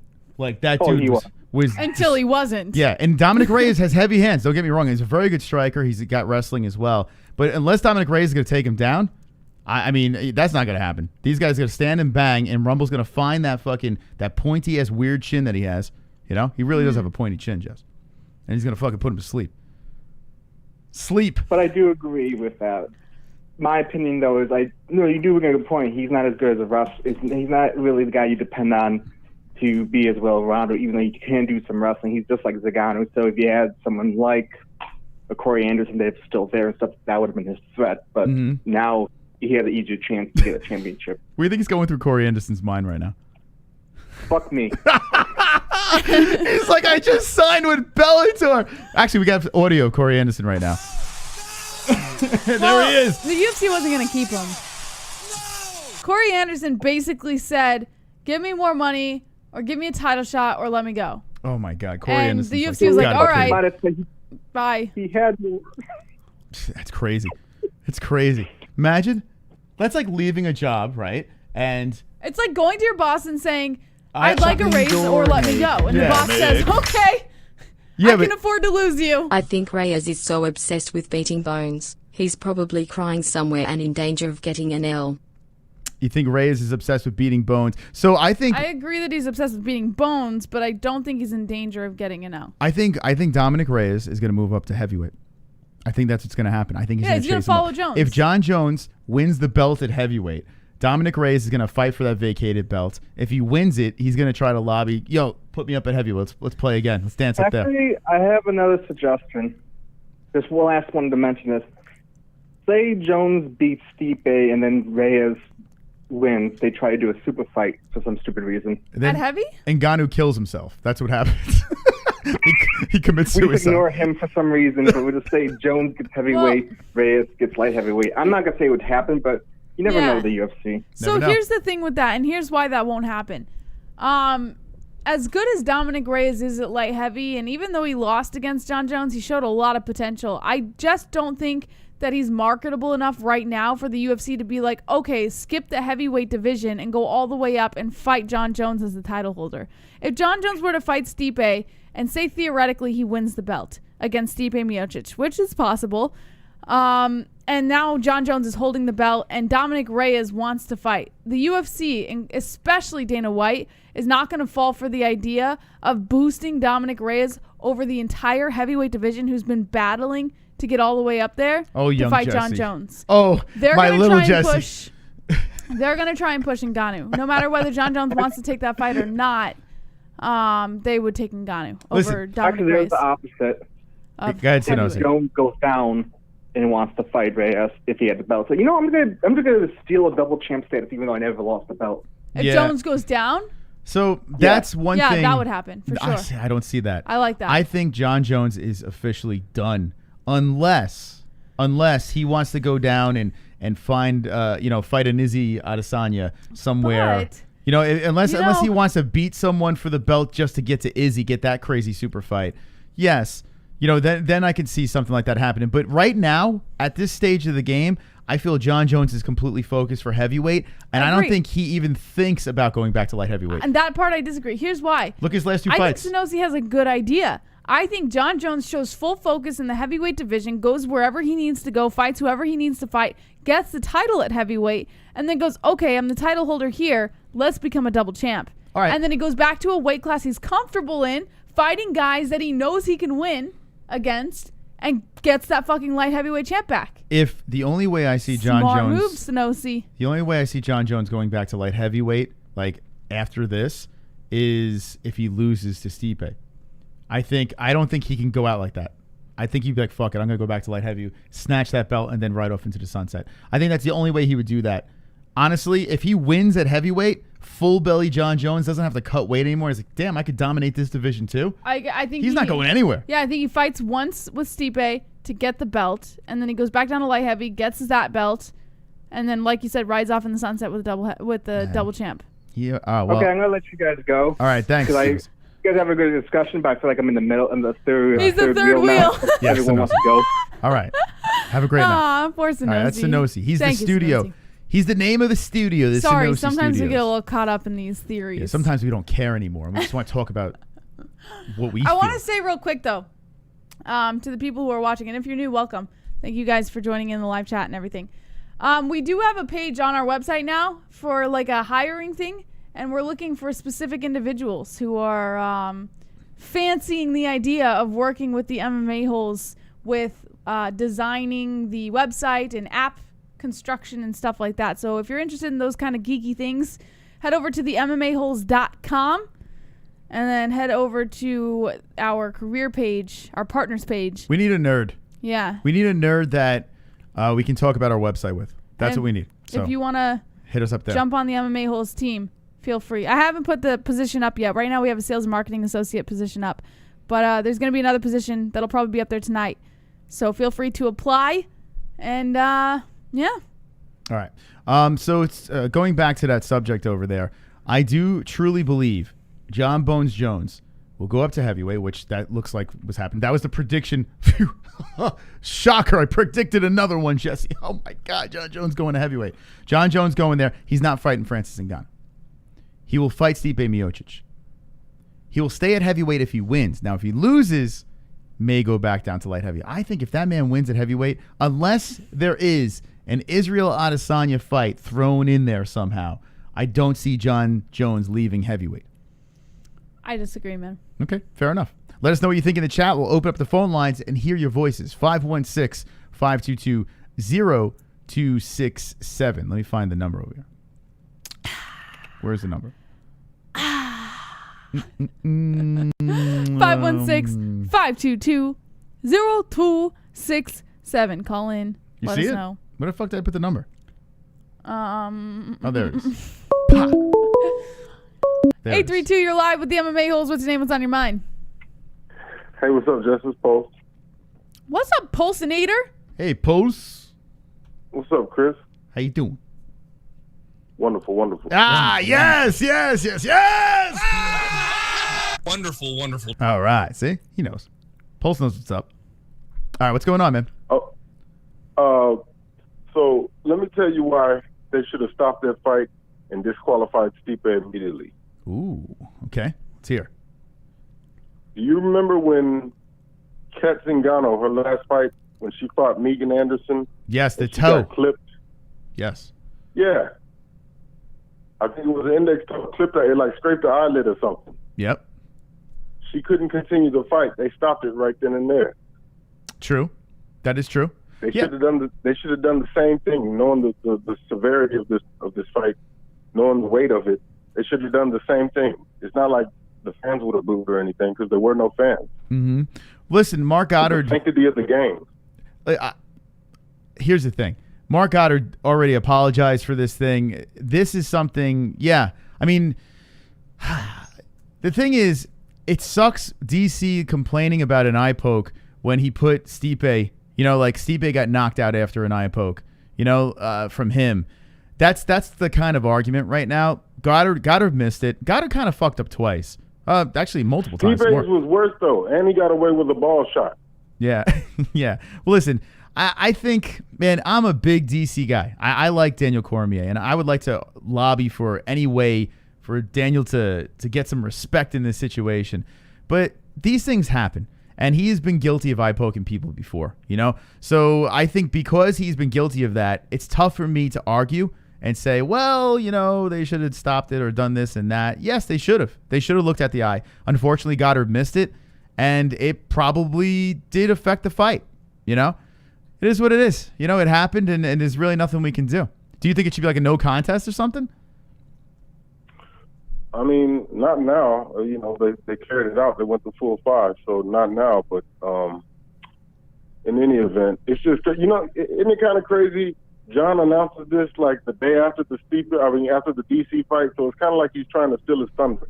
Yeah. Well, Jon Jones, even during the fight, he was tweeting constantly, like just constantly. He just wanted to keep himself in the spotlight over there, and then boom, drops this bomb that he already probably planned that he was going to do. Yeah, that's what he's doing. Jon Jones is keeping himself relevant. I don't blame him for doing that. But what about this? Speaking about the eye poke again.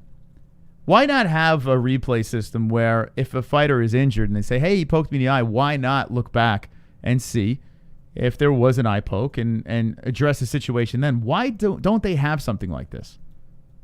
Or why not just create gloves with like a thin layer of fabric around the finger, with like where it's like fat at the end of the fingertip? Mm-hmm. There are people that, I mean, there are a lot of gloves out there designed to not let fighters poke each other in the eyes, and for some freaking reason, the UFC has not thrown this into the octagon. I have no idea why the UFC is not doing it. I have no clue. No idea. It doesn't make any sense. You would think by now, with all the eye pokes, that they would do something like that, but unfortunately, that's not the case. I don't know. Have them wear mittens. Like, clip their nails. Yeah, I don't know. and also, I think Rumble's got a smart idea. You see, he knows that DC just retired, and now he knows that John's moving up. So he knows that 205 belt is all but his, because he'll beat the shit out of both Blachowicz and Reyes. Oh, hell yeah, man. How are people not remembering how good Rumble Johnson was? People feared this man on the feet. This guy is a freaking savage. Now, I don't know, with this this long layoff that he's had, I don't know. All I know is if you're a wrestler, well, you can be problematic. But even that, even DC, he almost got fucking lights out when he tried to go for him. Rumble Johnson's a scary human being. I believe he does beat Reyes and Blachowicz. I do believe that. Now, Jan could use that big body and perhaps try to get him to the fence, and try to grind on him. It's possible, but I think Rumble beats him. It's a good move, yeah. I think this is as far as Jan goes. That belt is all but Reyes's. He knows it's his. He's going to win. So I'm sure he's glad that John is moving up. Sure. And what the hell is flatter? You're crazy. You watch Lucha Libre. What? All right. He'll understand what I'm talking about. But yeah, no, this is a smart idea by Rumble. He's only been off 2 years, and the power won't go. We know that. Yeah. I'm curious to see though. I'm really curious to see what is he going to be like his old self? Is he going to be rusty? I think the power should still be there. Yeah, I would imagine, but I don't know how old is Rumble Johnson now? Do you know, Jess? I don't know. I have no idea. 36. Is he just, yeah. If he's getting closer to 40, I don't know. Maybe it could be a problem. Oh, we're gonna look at his age. Go ahead. I don't think as they move up in weight, I don't think age is that big of a factor. I think he could still, look at Joel. I think he could still. I think he's gonna come back at the perfect time, man. Gustafsson gone. Of course, he knocked out Gustafsson, but that belt is his. He knows what he's doing. All right. I'm sorry. I just saw two people over here pending requests, and I can't. It says revoke them. I can't approve them. What's that about? On Tapology. Click their name again. Sorry, Pulse. Hold on a second. I was going to Rumble Johnson. Weird. Wait, what's the next? It says revoke membership. What the fuck is that? All right, we got to check this out. Anyway, Rumble Johnson pushing 40. So you think that if Rumble Johnson comes back to light heavyweight, do you think it's a lock? Give him the belt? Justin Jr., then go to bed. It's past your bedtime anyway. But yeah, I think that belt is. Kevin, you go to bed too. It's past yours too. I think that belt is all but his if he comes back. He just got to sign on the dotted line. Okay. He's the next 205 champ. And Hey, great show, you guys. Hey, MMA-Holes. Let's get these calls up. Let's block the casual from Chicago from calling in with this nonsense. All right. Casual from Chicago. That's Pulse. The casual from Chicago. Be careful. That man has a wrench. I just put it up there. It's so the application is on there. If you guys want to be our website helper, our website developer, there's an application on there now. So go to the careers page of the MMAHoles.com, and now there's another application on there. If you want listen, we need a web designer. We have some big plans for our website, like really big plans that we think that would take this to the next level. And honestly, we need a partner. Yeah. So it's a pretty cool opportunity. Can't do, unfortunately. If you believe in the show and you know how to put together websites, just go over to the MMA-Holes.com, hit us on the contact section. No, careers. The careers section. page. There's an application. Sorry. Just enter in the application on the careers page of the MMA-Holes.com. Link Yeah, in the we're looking to listen. The channel's already fucking massive over here. Yeah, Chandler, don't worry. Nothing's gonna get super. I mean, it'll change a little bit here and there, but it's not gonna be different from what you already have. You're still gonna have your accounts and things like that. So, don't worry, bro. Yeah, it's the exact same shit. It's just we have ideas. All right, expanding. So let's take some more calls over here.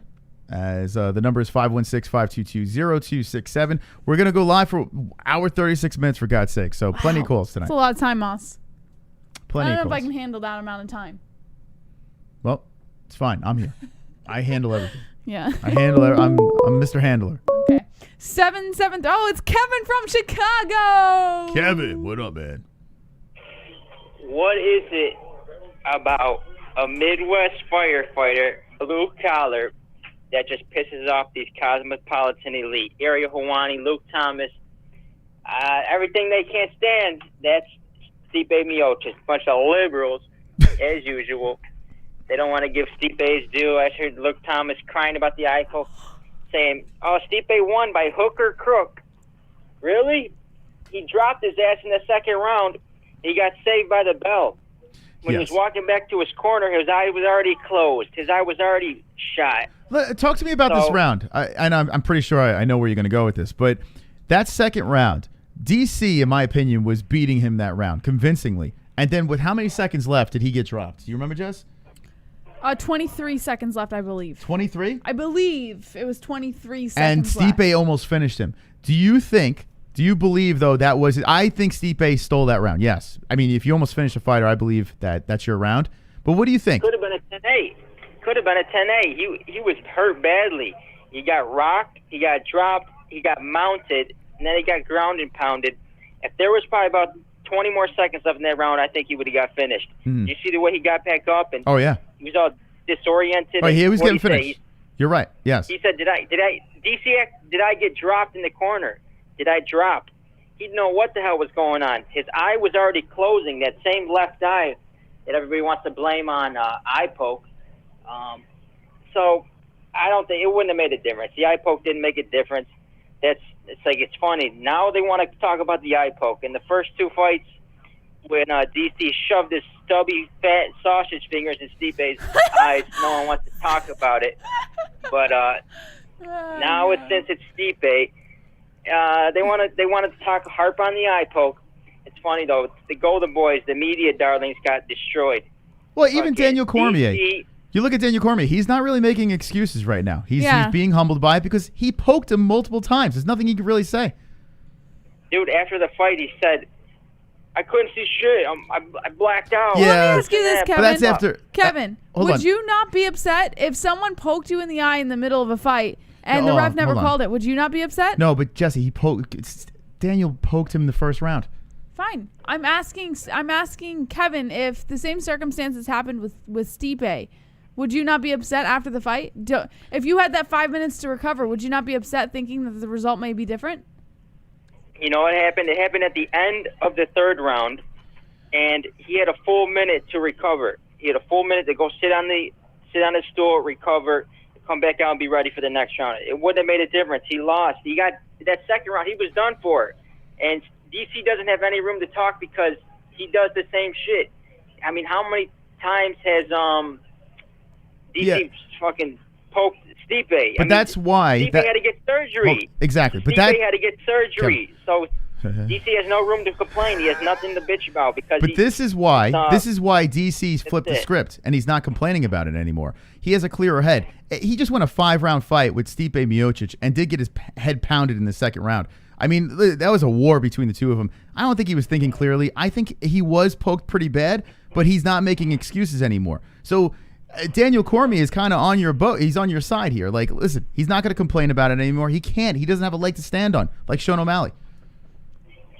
Like Sean O'Malley. Oh, man, I got to get to Sean O'Malley. But, yeah, I just see that. It was right after the fight. He was a lot of emotions. He brought it up saying, I couldn't see and this and that. So it was time to cool down and gather his thoughts. And he said, congrats to Stipe. So Yeah. I'll give him props for that. But I don't. How about the media making excuses though, trying to discredit Stipe? Dude, it's crazy. Ariel Helwani and Luke the Puke Thomas, hot dog bottom lip.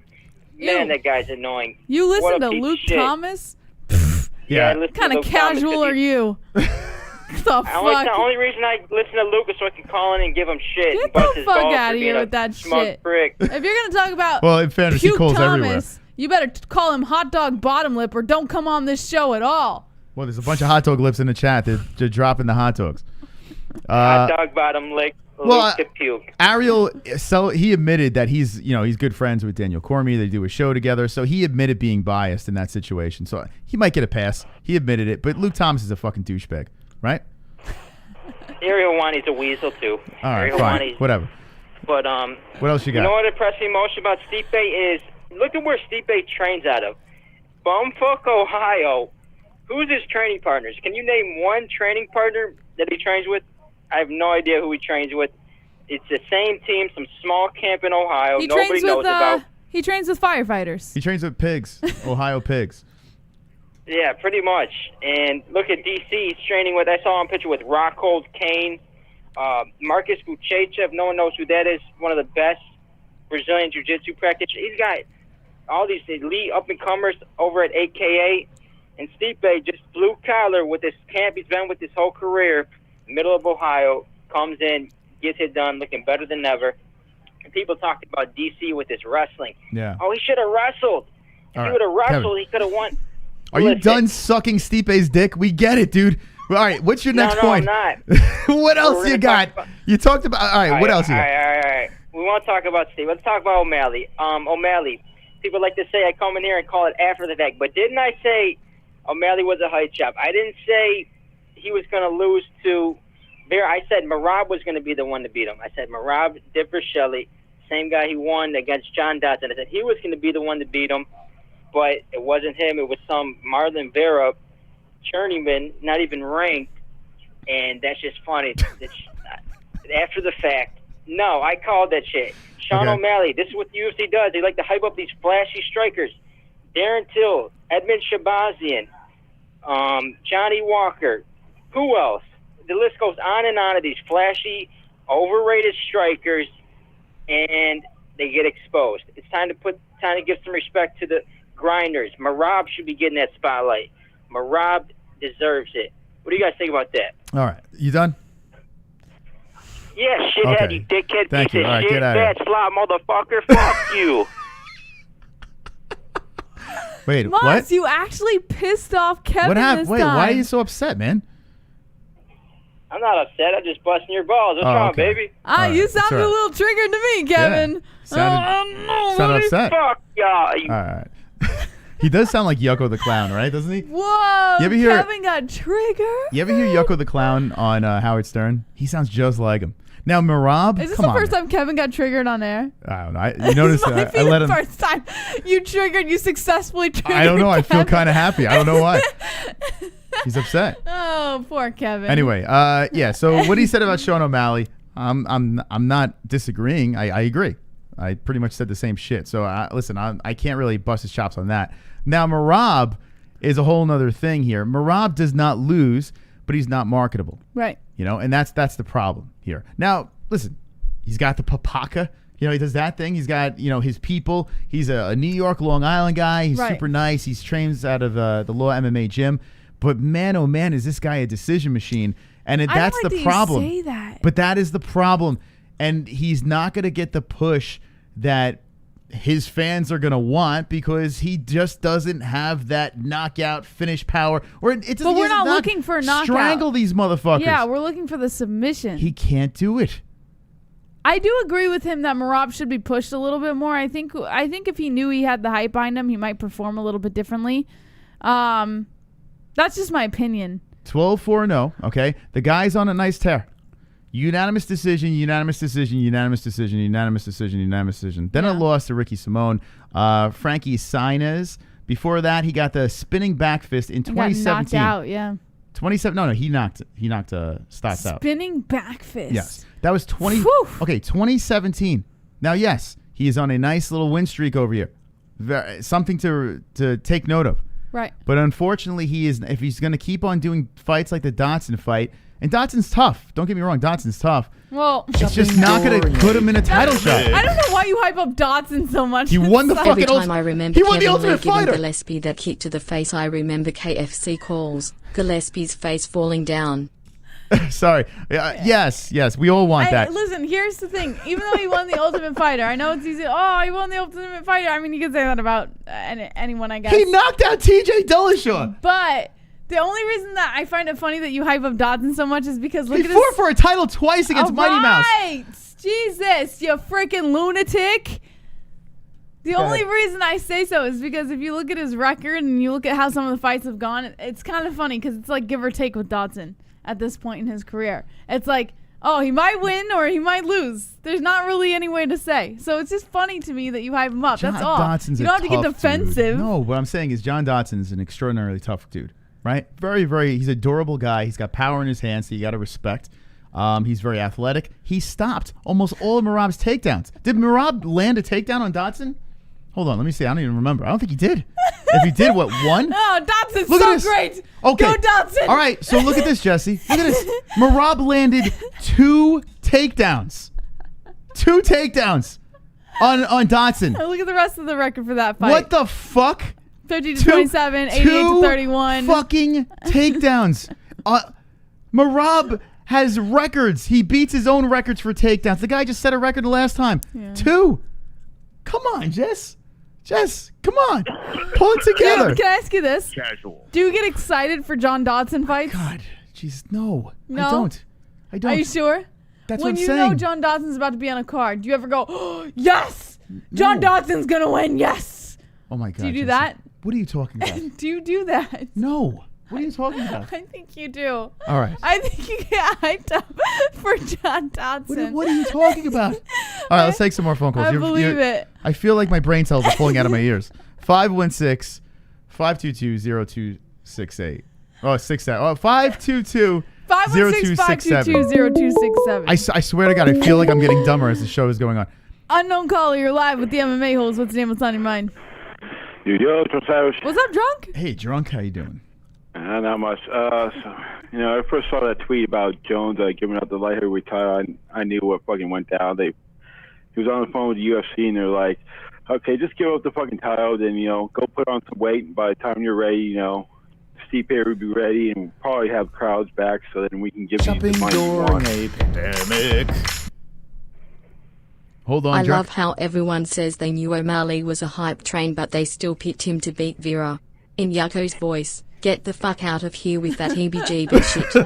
Props to those that actually picked Vera. Flex biceps. I fell into the trap. Thank you, Kaino. I fell into the fucking trap once again, the casual trap of picking O'Malley by a decision. I didn't think he was going to knock him out, but I fell into the fucking trap, and I feel like a complete knucklehead. I did it with Shabazian, too. I can't believe it. Anyway, Drunk, back to you. Yeah, you never know with that shit. With fucking MMA, anything can fucking happen in the sport. That's why I love it. Yeah, it is a fantastic sport. And by the way, Saturday night was fun. I had a freaking blast Saturday night. So, most definitely. But back to Jon Jones, the heavyweight dude. I really hope it fucking happens. He wins the title because so many fun fights for him up there. Like one fight I've always wanted is Jones versus Alistar Overeem. That would be a fucking banger ass fight. Oh my God. Yeah, I mean, listen, we have to see Jones. I mean, the only thing I could think of, I could think of all the opportunities and possibilities at heavyweight, but I feel that we just have to throw him into a title shot against Stipe Miocic.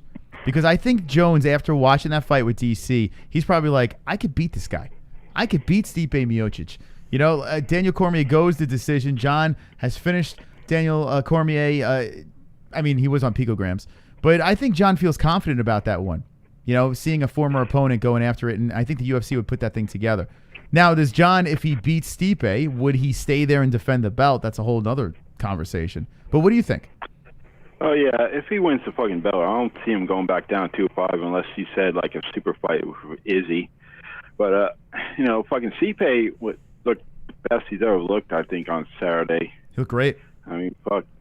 Honestly, I didn't even give DC one round. Maybe first was kind of...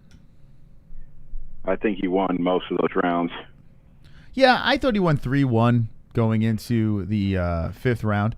I could see the argument with the 2nd round because DC was winning that round. But, I mean, when you almost finish your opponent, I can't go that way anymore. You know, I just can't do it.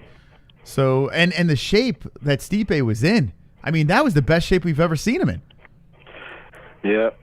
I think DC's probably done. I mean, you know, his strong point is wrestling, and if you can't get these guys down like Jones and fucking Stipe down to the ground, you know, I don't think he's got it anymore. Maybe. Who knows? But yeah, even if like Jon Jones wins and shit, Stipe, and they do that fight, it's going to be like another year at least before they can make that fight between Jones and DC, and then by then, you know, he's going to be pretty fat now, shape. I see it. Mm-hmm. Probably pretty comfortable behind the desk. Yeah, he does have a cushy job for sure. Anything else, Drunk? Yeah. Can you do me a favor and talk some fucking sense into that boy RX? He's over the fucking website with that shit. Fucking Sean O'Malley's fight should have been ruled a no contest because of fucking injury. I think he's trolling now. I'm assuming.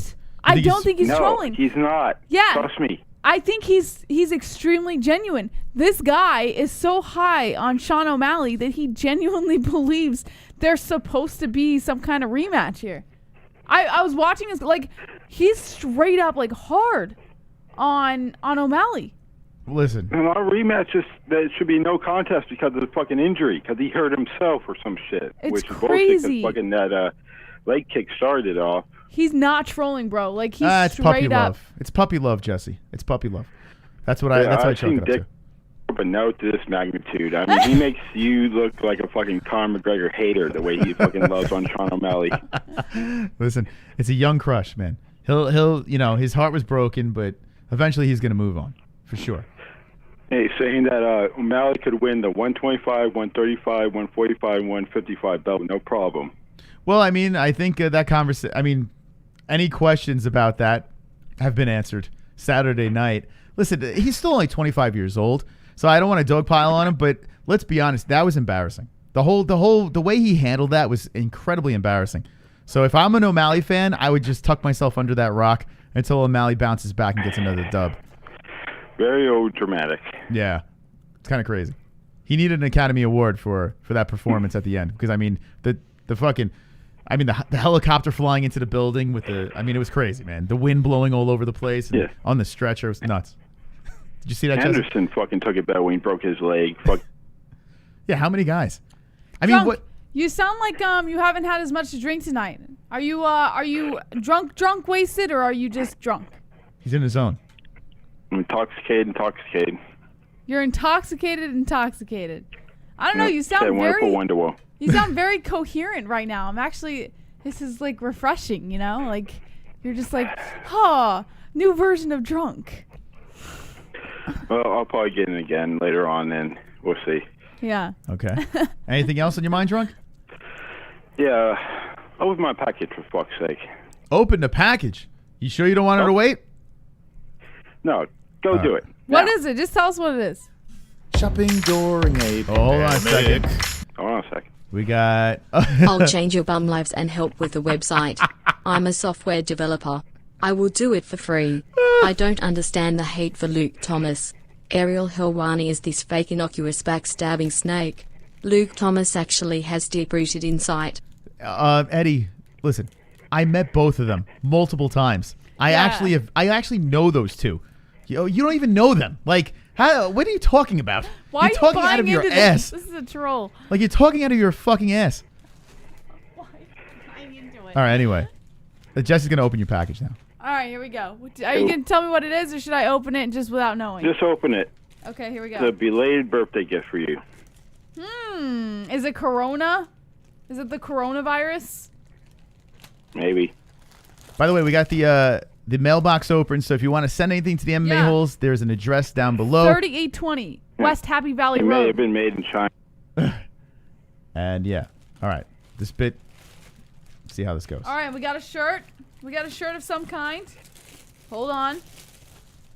I love opening things, guys, by the way, in case you want to send me anything. I'm sure the viewers love it, too. I love opening things. Oh, look, we got a coupon, too. 5% off any orders over 10% off for 5 items. Look at that. Nice. All right, let's see what this is.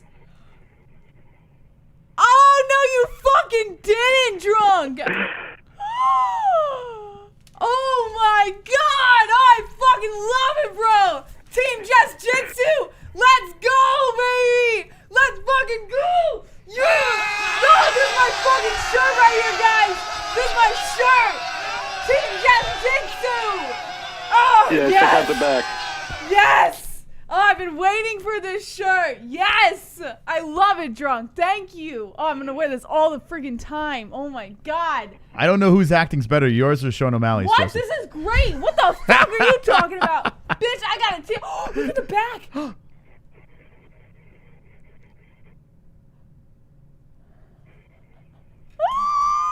Wait until you read the back, boss. Are you ready for this? I'm ready. Are you ready? Are you ready? All right, Jess. Here we I don't go. think the community's ready. Fear the emasculator. Oh, bitch! Let's go!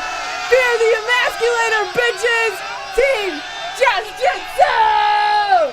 Man, drunk?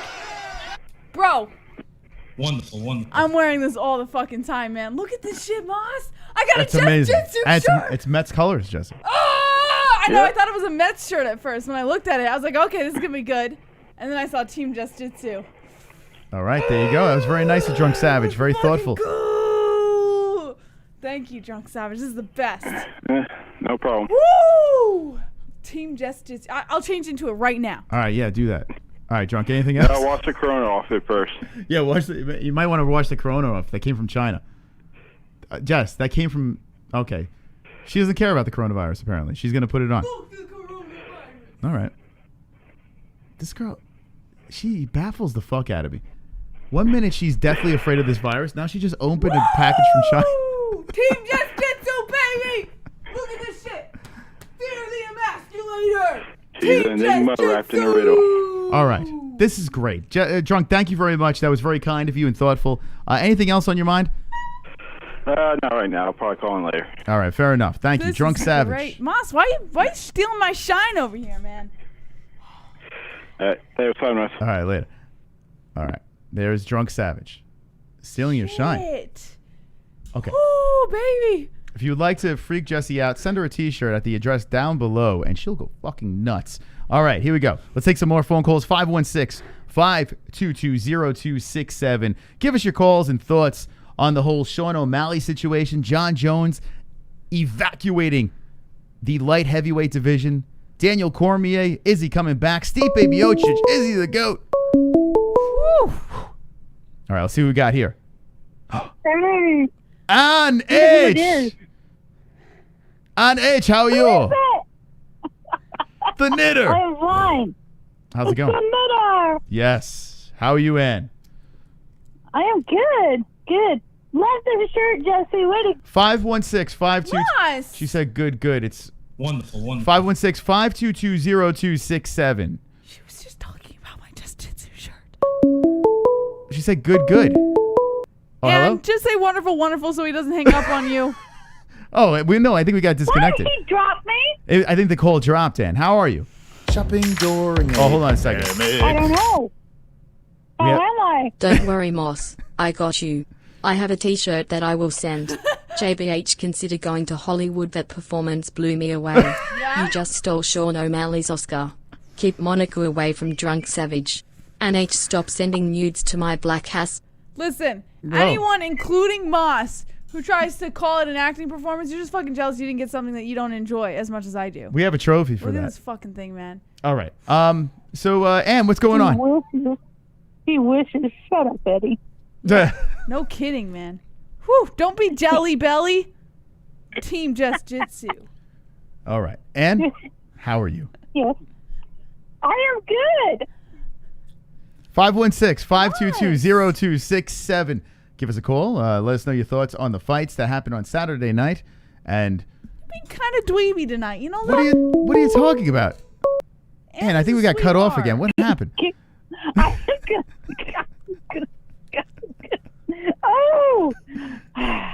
It must be bad phone What are you lines. talking about? It's crazy. So, Ann, how are the fights this weekend? Oh. I don't know. I'm afraid to say. You're afraid to Did I say say. anything? Yeah, don't worry. He's just being a little turd. Don't. All right, what did you think of the fights? Can we talk about the fights? All right, Ann, what do you like think? weird. All right, what do you want to start with Ann? Because we have to interview Ann here. What do we got? What do you want to start with? John Jones. John Jones, That's what give I'm it to talking her. about.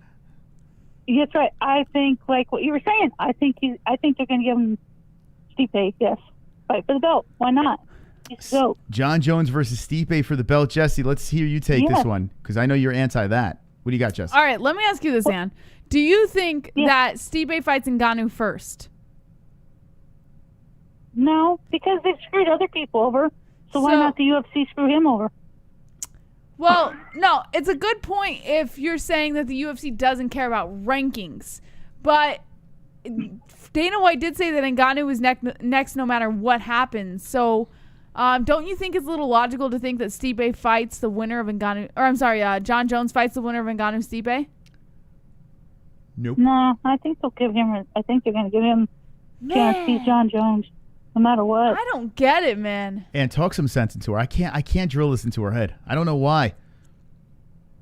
That's what I think. I mean, it just makes more. It makes more sense. I mean, both ways make sense, but I think this one makes more sense because, something's up. He dropped he vacated the light heavyweight. I mean, come on.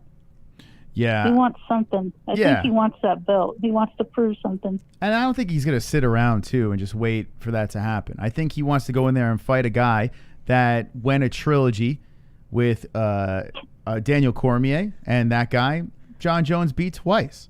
So I think Jon likes his chances in the fight. I'm not saying Jon's going to win. I really don't know who I would pick in that fight. I'm on the fence. Who would you pick? That is a hard one. All right. Who would you pick, Jess? Team Just Jitsu is who She's I would staring pick. at herself right now. I love this shirt. Look, it looks so good on me too. It's my color. It does look very nice on you. It does. Woo! It does. I kind of wish it was green. Yeah, it does look good though. It does. It's a very nice shirt. Yeah, and the Sugar O'Malley thing, hey, I still like the kid. He's still young, like you said. Okay, hey, it happens. It happens. I did post something on the website and in Discord about what happened to my friend with Ben, and he was kind of explaining what happened with him. Okay. Himself. So if you want to see What, the his video. injury? Yeah, but the thing is, he didn't give up. If you watch the video, he actually won and choked the guy out, standing up choke. Oh wow.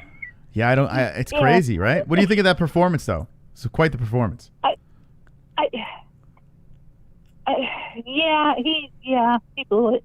Sorry. Yeah, he blew it. I mean, he's still young. He can come back, but come on.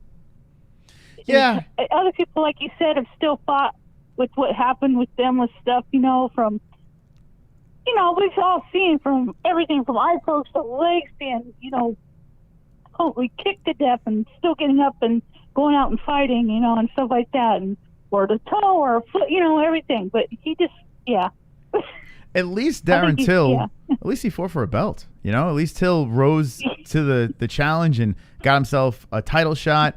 It didn't work out for him, but at least that happened. Sean O'Malley got stopped way before that, and maybe it was at the right time because he is, like you said, he is young, so maybe it's at the right time.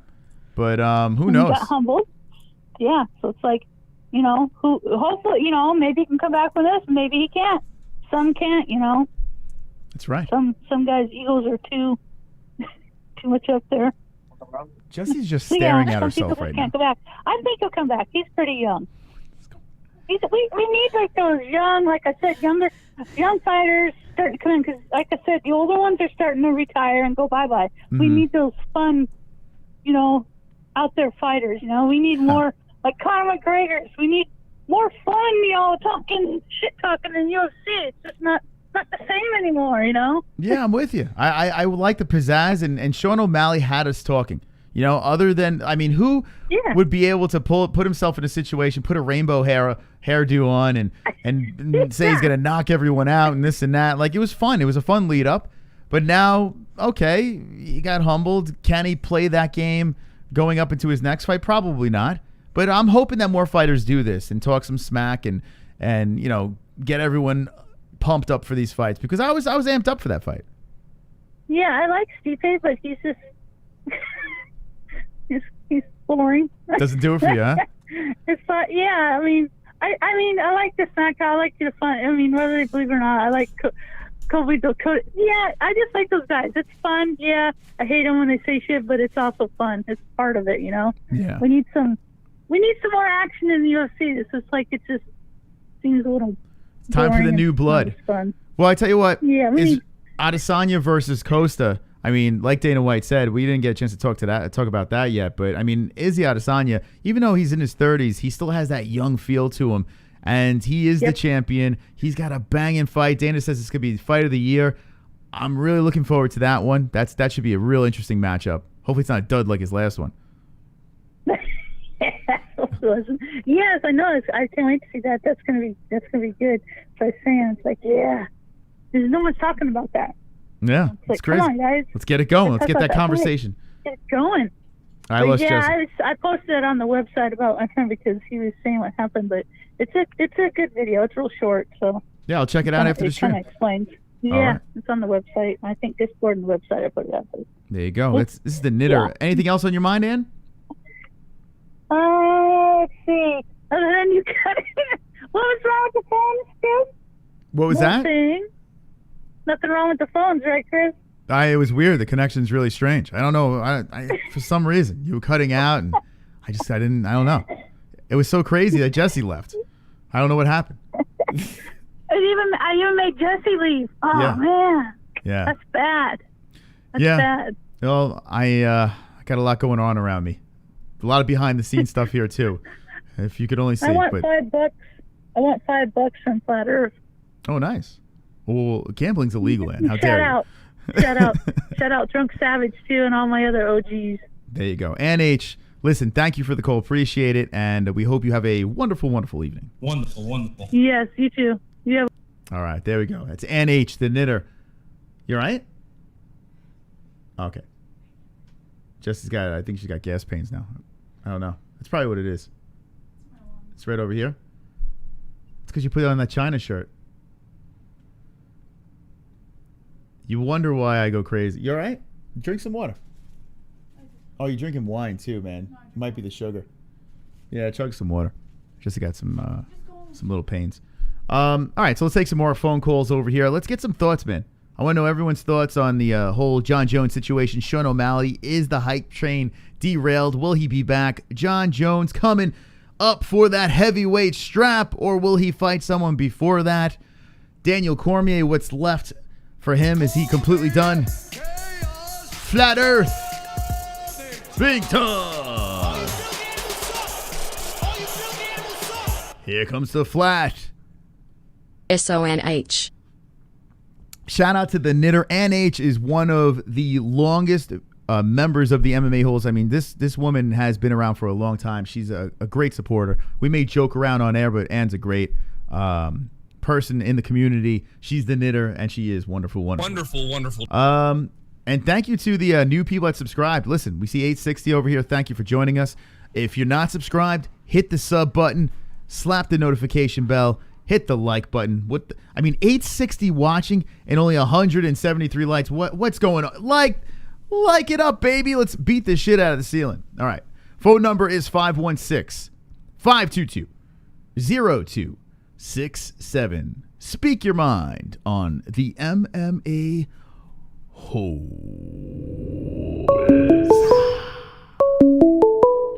201, you're live with the MMA Holes. What's your name and what's on your mind? Yo, Tim. So, UFC 253 looking really good. We got Johnny Walker versus Ryan Spann, Cowboy versus Nico Price, Reyes versus Jan, and Adesanya versus Costa. Who do we have? You want to know who I have in every fight? Yeah. That's too much information. That's too much to ask. I'll tell you what. I'll give you the main event. Okay. I'll give you the main event. I think Izzy, by the way, that being moved is interesting. It is moved September 26th. Let's see if they put. I just want to see if they put the entire card on ESPN's. Oh, this website is trash. Yeah, so Izzy versus Costa. I'm still sticking with Adesanya. Okay. Now I've been pretty hard on Izzy for a while, but I do believe with Paulo Costa's style and his aggressiveness. Excuse me. Jesus Christ. Wonderful. I feel that Adesanya with his counter striking, it's going to be very deadly and problematic for Costa. But it is fascinating because they are both undefeated. Costa is extraordinarily aggressive, and maybe he can just run through him. It's possible.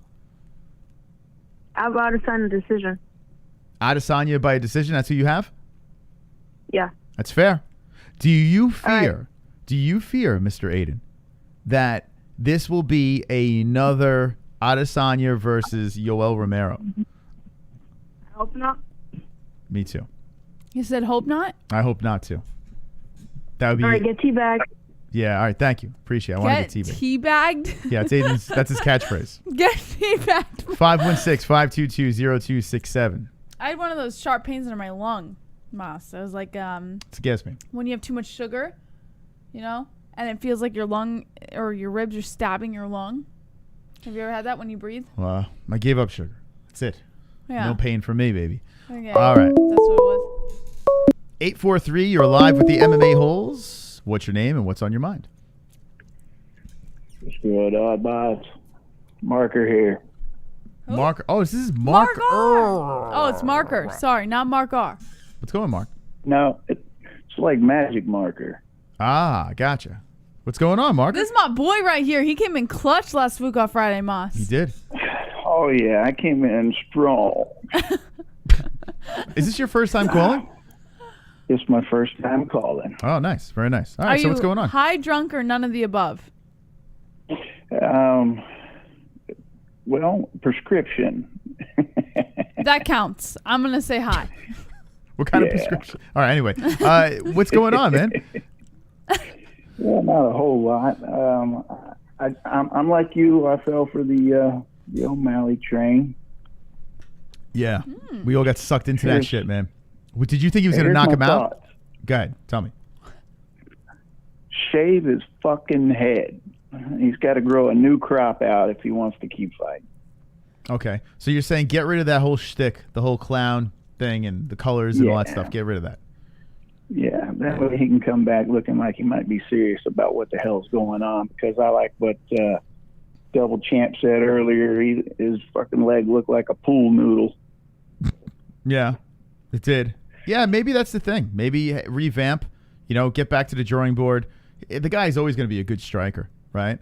It's just a matter of, I'm a little fearful, though, of his injuries, though. He seemed like he might be one of those guys that's injury prone. It's possible. It's possible. Yeah. As far as JJ goes, I think Stipe's gonna whip that ass. And Jess, I hate to go against your logic there, but I'm with Moss on this one. It's all about the money. All right, Jesse, this goes to you. I can't even be mad at him for going against my logic because of how he's speaking.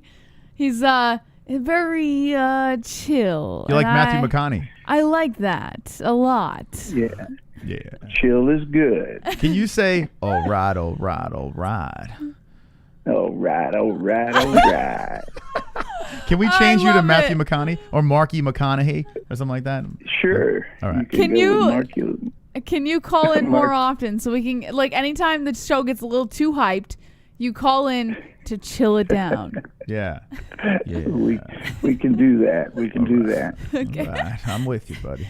All right. Anything else? Oh, so the Jon Jones thing. Yeah. Talk to me. Your fucking Stipe impression is hands down fucking perfect, man. Oh, look at that, Maz. Yeah. I mean, listen, I get a couple things right. He kills it with that. But no, Stipe's gonna whoop that ass. I hate to say it. As if he can keep from getting waylaid by those ballerina back kicks that JJ always likes to try. Mm-hmm. If he can, but it just depends on when that's all going down. Yeah. All right. Yeah. I like this call. Can you keep it going, Moss? Oh, you want me to keep it going? Yeah, this is a good call. I'm enjoying this very much.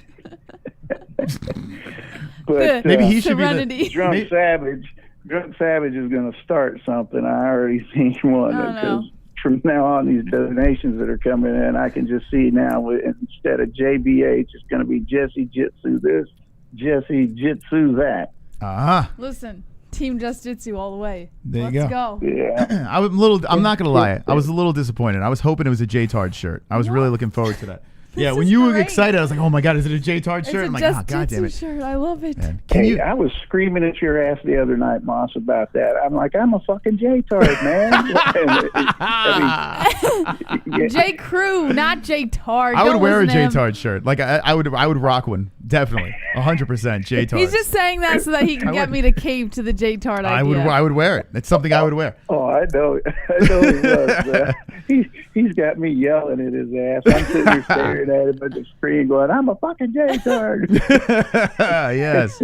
All right, man. Yeah, baby. All right. I like that voice. Yeah. You should do like phone sex. You ever think about that? Got a very soothing voice. You know what? Yeah. You know that my girlfriend actually asked me, the girlfriend that I have now, she's like, did you ever do phone sex? Yeah, I never did phone sex with anyone. Do it with her. So I start talking this phone sex with her, and she accuses me now of being a professional. See, I knew it. Typical woman. Definitely a phone sex. Listen, guy. I can't blame her. Right. I would have the same thought. Yeah. I'd be like, what the fuck is going on over here? You got that Bill Clinton type vibe. It's like, I'm gonna fucking shove my cigar in your pussy. I'm gonna shove my pickle up your dickle. All right. Well, pleasure talking to you.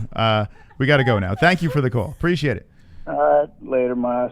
Right. Marker. There he is. That's Marker. First time. Mark R. Marker. All right, 516-522-0267. We got 55 minutes, and you know what? Listen, Stipe Miocic versus Jon Jones is a fight that we all want to talk about. That's the fight that's going to happen. 201, you're live with the MMA-Holes. What's your name? What's on your mind? Oh, yeah, and also we have Korean Zombie versus Ortega on October 17th. Yes. Oh, who's getting teabagged in that fight? Ortega.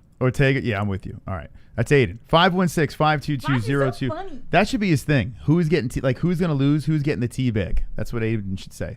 Aiden, when you call back, you tell us who you think is getting teabagged in the fight, because we know you're teabagging us apparently. All right. I see RX over here. Hold on a second. Oh no. Should I show it? Oh, I'll show it anyway. He says, for the last time, I'm not trolling. I say facts. If you don't like it, then fuck you. 12-0-1, bitch. Unknown caller, you're live with the MMA-Holes. What's your name? What's on your mind? Right. Jon Jones waking up from a crack binge, steroid binge, to put his name in the headlights because he saw Stipe getting all the shine, so he couldn't have that. He goes on the rant. I'm vacating the belt. You vacated the belt 6 months ago. And now he wants to get his head online like a fucking weasel. And Anthony Rumble Johnson, why enter the testing pool? Okay, well, talk to us in 6 months when you take a fight. This see what they do. They try to steal the shine of this main event, big fight. They come crawling out of the woodworks to get a little attention. But you know what the thing with Sean O'Malley is? People say, did you just max hydro? Did you just glitch? What happened? You know what? Yeah, go ahead. The thing with Sean O'Malley is people say, well, he has a personality. He has charisma. Really? The dude's a cuck. Literally, he's a cuck. Didn't he say he lets other dudes bang his wife? The dude, maybe. And he smokes you know what? weed. I think he might be a cuck. I think you're right on that. I think he's a fucking cuck. Yeah. And, is he? Is Sean O'Malley a cuck? Because he does have this weird relationship. I think he has like weird open marriage type thing going on here. I don't think. But I did see that picture posted with 2 women, so maybe. Yeah, maybe. Well, no, that's not a cuck.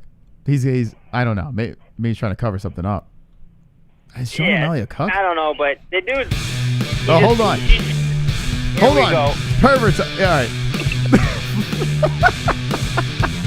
Hey! I can see your Motorboat Jesse! Put your boobies in the air. Flapping like I just don't care. Can I lick your pubic hair? Snap a picture time to share. Took my vision impaired. Filthy mind, I need a prayer. Pervert cameraman beware! Pervert cameraman, show them tits. Pervert cameraman, 10.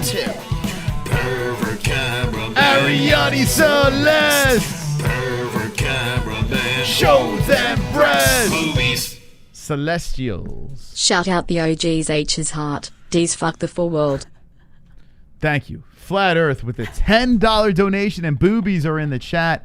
516-522-0267. Sean O'Malley's a cuck, and Jon Jones was doing blow. Moss, I have an idea for Food Golf Friday. Yes. On Food Golf Friday, you wear your Team Mystic shirt that D-Rest got you, Mm-hmm. and I wear the Team Just Jitsu shirt that Right. Drunk Savage got me. What do you say? Sure. Unknown caller, you're live with the MMA Holes. What's your name? What's on your mind? Sean O'Malley. So people are saying that Sean O'Malley, he's just a natural, charismatic guy. That's why he gets all the attention and promotion. No. This is Dana White and the UFC. They create these stars. Yes. If it wasn't for Dana White hyping them up and saying, oh, this kid's the future, this kid's the real deal. Dana White and the UFC create these people. They have the power to create these hype jobs, just like they did with Darren Till. And they say, oh, he's just naturally charismatic, and he earned it. His charisma. That is the most horseshit thing I've ever said. They would rather listen to Sean O'Malley screech, literally fucking screech, with this little goofy-ass clown hair, smoking weed. Oh, man, I smoke weed. Look how cool I am. When you're fucking 15 years old in high school, you think you're cool because you smoke weed? The dude is such a clown, and they got hyping him up because he talks shit or he does a spinning back kick. Stipe Miocic deserves that hype. Blue-collar firefighter, not fucking some cuckold who smokes weed and lets other dudes bang his wife. But tell me how you really That's the power feel. of the UFC. Okay. We actually, your point makes sense. I'm going to translate. Thank you. So what Kevin's saying here, I mean, if you get past the whole cuck and, all the other shit, clown stuff, he is right with the fact that Stipe Miocic is the guy that they should be pushing, right? If you really think about it, Stipe Miocic has defended the belt more than any other heavyweight champion and won. Stipe Miocic beats the trilogy DC. Now they're saying whoever wins this fight is the heavyweight GOAT. The guy is a family man, a fireman. The guy he's the dream, Stipe Miocic. There is one problem though. Are you engaging in conversation still with Kevin from Chicago? There's one problem. Well, listen, he is not wrong. But here's one problem. Stipe Miocic doesn't speak English. What? That's the problem. What does he speak, Moss? He speaks mumbles. Okay, and what does mumbles sound like? So there is just so much that the UFC can do to market a fighter, right? I don't think they do enough for Stipe. So I think he's right. But at the same time, Stipe's got to pull his own weight too. Yeah, he's got kind of his own life he's doing here, and he's not really focusing. Please play the wonderful, wonderful like button song. Right. You know what, Choo Choo? We're taking requests tonight, Jesse. 200 likes. That should be a Just Jitsu song, D-Rest. 200 likes, we beat up the ceiling. Okay? So what we're going to do right now is we're going to like the stream. Let's go.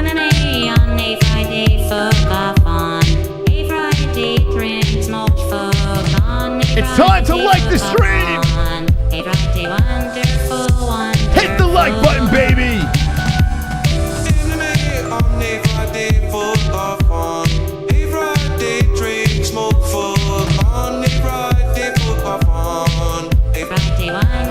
You ready, Jesse?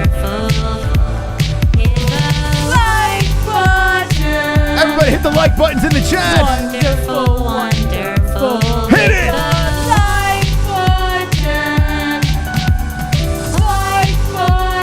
Hit the like button.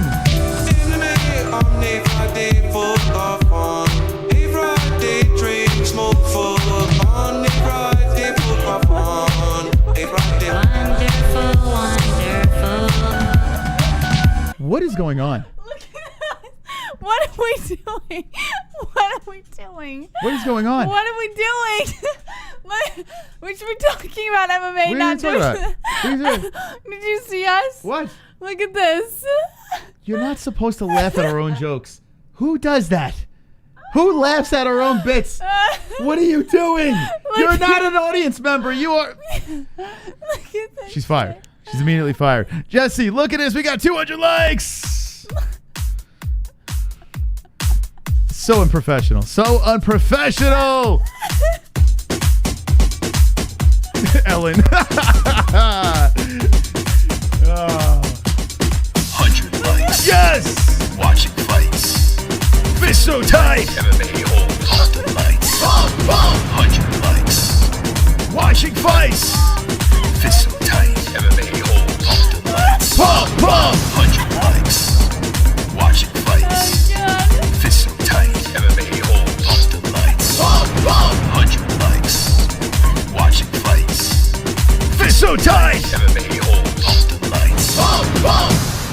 Oh, yes, baby. Yes! 200 likes. Thank you. Dislikes The part where you choke went- on a carrot. And you started attacking the like button. Tonight's cocktail. Stamp the dance. Yes, it's caffeine and a mixture. It's a caffeine and I didn't have that much wine.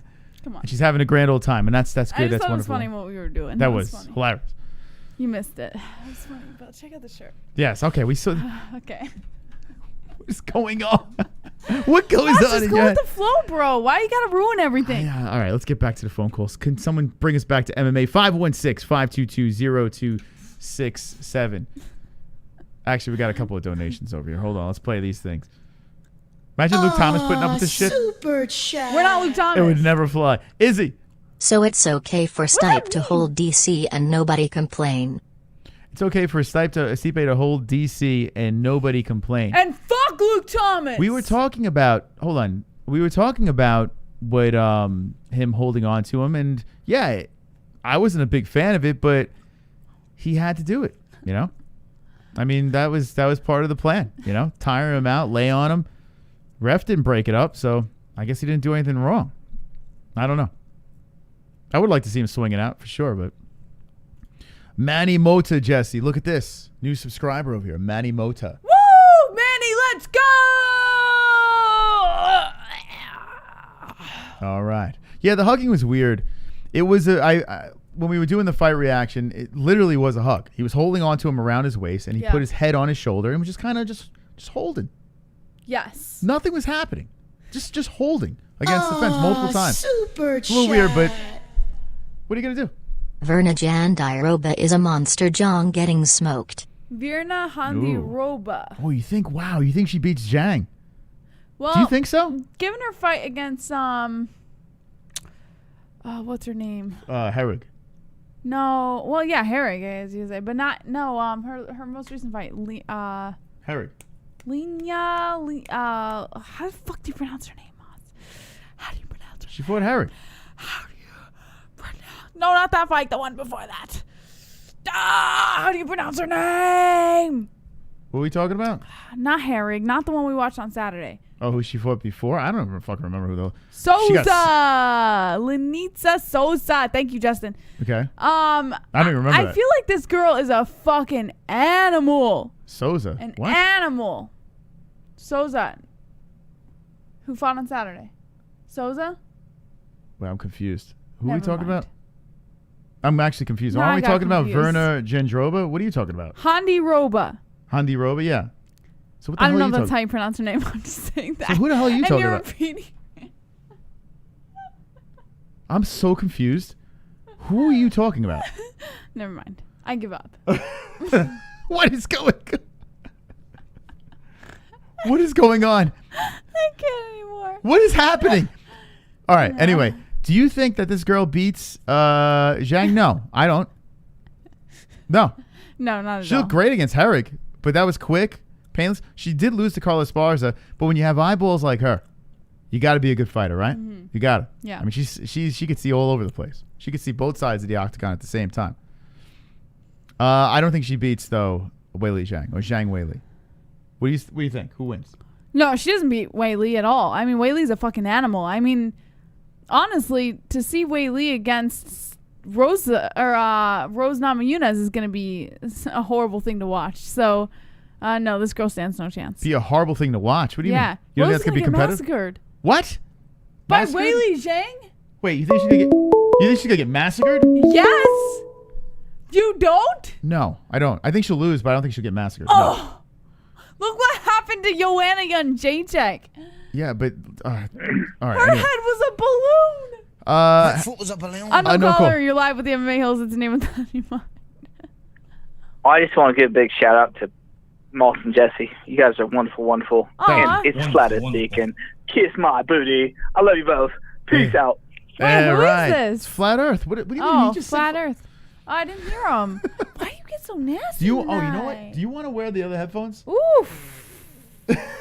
Because you're on another planet. You're nasty tonight, Maz. You know what you remind me of? Up? You remind me when you're in this weird mood, and I'm glad you're happy. But you remind me of Kristen Wiig's, like a Saturday Night Live character, where Kristen When she Wiig. does this. Yeah, you're fucking like Kristen Wiig. You know what I'm saying? Yeah, is that where you get this from? Where she did this? I love Kristen and she Wiig. did the small hands the bit. Best. I'm The like, baby hands. Yeah, is that what you're doing? I love her. She's the best. Do you get She's that the vibe or best. no? Guys, Saturday Night Live, Kristen Wiig. She's the one to watch, man. Forget the whole Saturday Night Live cast. Watch Kristen Wiig on SNL. That's my girl right there. I watch all Kristen Wiig movies. All right. I love her. Yeah, she's the villain in the new Wonder Woman movie. She's All right. great. Anyway, that's what you remind me. 516-522-0267. Oh, good. Kristen Wiig.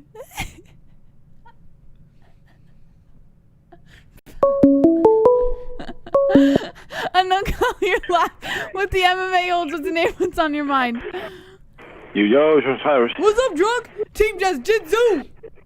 Yep. All right. First of all, Kevin, I need to say Dan White didn't make out Sean O'Malley. Everybody knows Snoop Dogg did. That fucking contender stage was like, O'Malley. Wait, hold on a second. Marcus is donating. PPL are mad at Usman for staying busy but not Stipe. People are mad at. Why do we keep? Busy, but not Stipe. I know, but why? What do we? I don't want to entertain that comparison because it's not even. It's apples and oranges. Yeah, but when the fight happened on Saturday, I know. You were entertaining it. No, I wasn't. I was shutting it down. I said it's nothing like it. I wasn't entertaining it. I don't think it's anything like. Well, you were talking about it. I think that's why people still want to talk about it with you. I refuse to talk about. I refuse to talk about Stipe Miocic being compared to Kamaru Usman. Kamaru Usman is so fucking busy against the cage. It's not fun, but he's stomping, he's shoulder bumping, he's kneeing, he's constantly going. Stipe was hugging. It's a big difference. All right, sorry, jump. At least Stipe was fucking fighting. I mean, that's pretty much all Marty does is fucking hug up against the cage and shit or on the ground. Yes, but what he does is his whole fight is grinding on his opponent, right? Stipe was fighting, yes. And what he would do was after he was giving him a nice snuggle, he would punch his way out of it, and then they would move on. So the question is, if you're going to punch your way out of it after the snuggle, just keep fighting, right? It doesn't make any sense. So you think I'd get the better eye poke game, Stipe or Jones? Stipe or Jones? That eye poke was pretty good. I got to say, Stipe, he really got it in there. Yeah, but Jon Jones is king of the eye pokes. He does this when he fights. He holds his hands that's out. His thing. Yeah, so I'd say Jon Jones would beat the eye pokes. He invented the eye poke. Yeah, and Jones doesn't fucking apologize for it. He gets on Twitter, he's like, boo-hoo, I fucking eye poke someone. Get over it, motherfuckers. Yeah, I'd say Jon Jones would dominate the eye pokes. The eye poke game with Stipe. Yeah, I would agree. I would concur. So you see, Bare Knuckles got a press conference tomorrow with Paige Van Zandt. Are you a stenographer? What's going on? Are you typing in the background? What's going on here? It says like 10-10 wins. It's pouring a drink. Oh, okay. Oh, is that the rocks? It's liquid moss. Ah, nice. It's liquid courage. All right, what were you saying? Yes. Bare Knuckles got a press conference tomorrow with Paige Van Zandt. Yes. Like 2 p.m. Is that 2? Yeah, I didn't see what time it was. It's with Lombard, her. I can't remember who else was there. Yeah, I forget who the other guy is. I'll take a peek. It's just, the poster is so fucking funny. It's like, Paige is all like, look at me, I'm doing fucking bare knuckle, you guys. Ain't it so fucking cute? I think Drunk Savage's PVZ is better than mine, Mom. It is. It blows yours away, Jesse. It's way better. I should put some echo on him while he does it. Yeah, I'll watch that press conference just for the cringe, for sure. Yeah. All right, Trent. That's going to be some funny ass shit. You will. think they're going to give back off the bat or give it someone else? I say that she goes through like maybe 1 or 2 fights and then they give her Betch Rawlings. Here's the thing. Betch Rawlings and Paige Van Zandt is going to be the moneymaker. And I think David Feldman knows that, and he's going to capitalize on it as fast as he can. But he can't play it too quick Because if he does that, Paige might not be ready, and it's not the fight that everyone expected it to be, and then they get a lot of hate. So he wants to make sure Paige is ready. So he might give her a fight before that. I don't see it. And then throw Betch Rawlings at her. Here's the problem. If you give her a fight before that, and you say a tune-up, layup fight or whatever, and her fucking face gets smashed, then you lose all opportunity. He has to be sure she's ready. What? Usman was busy and Stipe was not. So why are PPL mad at Usman for actually fighting but totally okay with Stipe for hugging? Double standard hypocrites. Oh, that's what you're saying. Okay, I'm sorry, Marcus. I get what you're saying, though. Yeah, I can't. That's why I'm not entertaining it. That's why I don't. Yeah, that's a good point, though. Yeah, I don't entertain it because honestly I really think it's apples and oranges. I really do, or Usmans and Stipes. But I think she gets a title shot. Why? Paige is fucking tougher than O'Malley. She broke her fucking arm, first round of her last UFC fight and fought 2 more of the rounds with that shit. Yeah. Yeah, it's fucked up, man. O'Malley, listen, I like him, but Moss is right. It was kind of a dramatic move, what he did that night. You know, it was a little dramatic. I'm sure he got hurt. Exactly. I'm sure he got hurt, and I'm sure he was in a lot of pain, and I'm sure it did inflict the ability to perform that night. But I've seen people, like fighters inside the cage, who have had way worse injuries and have pushed through like fucking fighters. Paul Felder, and I used this example before, fucking punctured his lung. Would you be able to say that you could operate after puncturing your lung? That's crazy shit. And he fought through the rest of the fight with Dan Hooker. Sean O'Malley was extremely dramatic in that fight, and it sucks because what about I the love guys O'Malley. where their toe is split in half and they're hanging off their foot? That's crazy. And they're still fighting. Like, imagine if Sean O'Malley broke a toe. Like, you'd be like, oh my God. Oh, the agony. It's crazy. Remember, Uriah Hall was one of them. And Jon Jones, too. Their fucking toe is hanging off. Both fighters finished the fight. One. Walked out of there. O'Malley is a fucking definition of this generation. I swear to God. So fucking weak. You know what? Yeah, he's dramatic. You're not wrong, though. Millennial. And you know what it is? It has nothing to do with being a millennial. Yeah, he is. It just has to do with being coddled. The millennial generation was coddled more, but not all millennials are like that, and that's what sucks. Sean Millennial. That's what sucks, is all millennials were categorized into people like this. Everyone thinks a millennial is coddled and just, it's just bullshit. But it's just Sean O'Malley. Sean O'Malley is the only guy who's coddled and is weak. And listen, let me just say this. He deserves everything he gets because when Conor got choked out, he got fucking slammed for it, right? Yeah. When you talk a big game, right? You're going to be knocking everyone out, this and that. And then you get carted out like your leg fell off. I don't know why he was carted out. That was a little silly. It's crazy, he man. He could have hopped out. Yeah. We've seen like corners. Yeah. How many times have you seen fighters like, get on their corner shoulders and kind of hop out of the ring, cage like a fucking honorable exit. Yeah. And this dude is like, bring in the fucking tanks and helicopters and please bring in a marching band. It's crazy, man. All right, sorry. Look, you got us riled up, Joe. All right. So what else is on your mind? Anything else? Yeah. Fucking Chandler. I don't know how he's going to do it in fucking UFC. You know that motherfucker's on steroids. You see his fucking yellow ass feet. You only get that when you're on those fucking steroids, man. So I heard the yellow feet were because they step into this powder before they get inside the octagon to help them catch a grip on the mat. I heard that the yellow feet were because of that. Yeah, I heard that too, but ever since you saw it came around, I haven't seen it. Yeah. I haven't seen it on any UFC fighters. Good only point. Fans will never give Usman credit. Man's a beast. Never. Yeah, I know, man. It's crazy, man. It really, the whole Usman thing's insane. But we'll see what is his next fight. The problem is he's annoying. That's the problem. He's but annoying. He is a good champion. He is. I mean, not a good champion. He's a good title in holder. the cage. Yeah. I don't want to get on Usman. That's that. We don't want to open that bag of fun. But seriously, since you saw it came around, what MMA? Uh-oh. No! I want to hear Drunk Savage's comment. He's still on the line.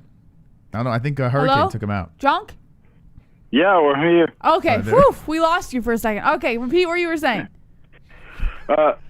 since you saw it come around, name one UFC fighter you've seen with yellow feet. You know what? I think Ronda was the last one. It's so funny you say that.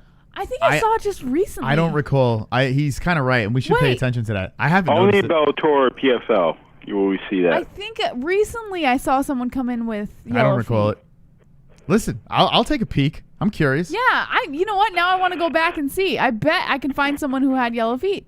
You can? Yeah. All right, so go back and check everyone's feet. You know what? I'm going to do that. Challenge accepted. Well, we got to fight this Saturday on our birthday. Oh, yeah. All right, so this Saturday, we'll look for yellow feet. We'll be on the hunt, and if we don't remember, remind us in the chat, please.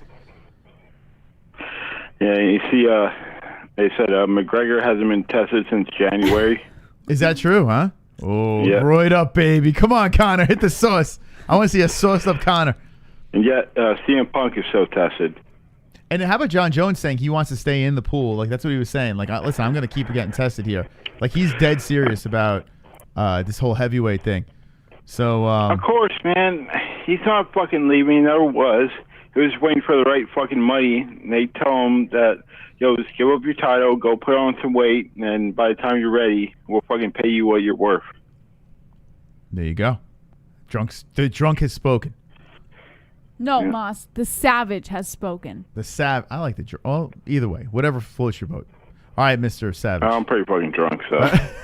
All right, man. Thank you again. So this time around, was I drunk enough for you, JBH? What? Look what Were you you did. drunk enough? What does that mean? You made him drink more. I never want you. He told me last time, like, oh, you don't sound that drunk. You sound more That's a coherent. good Was I thing. drunk enough for you this time? That's a good thing. That's not supposed to be a challenge for you to get more drunk, Savage. Come on.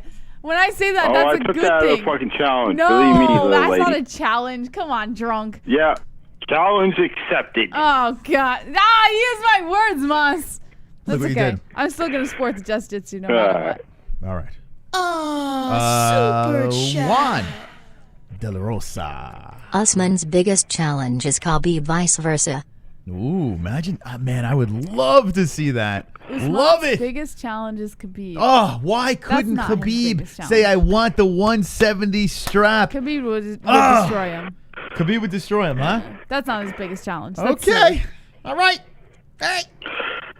All right, so the last thing Canelo said this earlier, JBH, we need to see if I Oh, he cut out.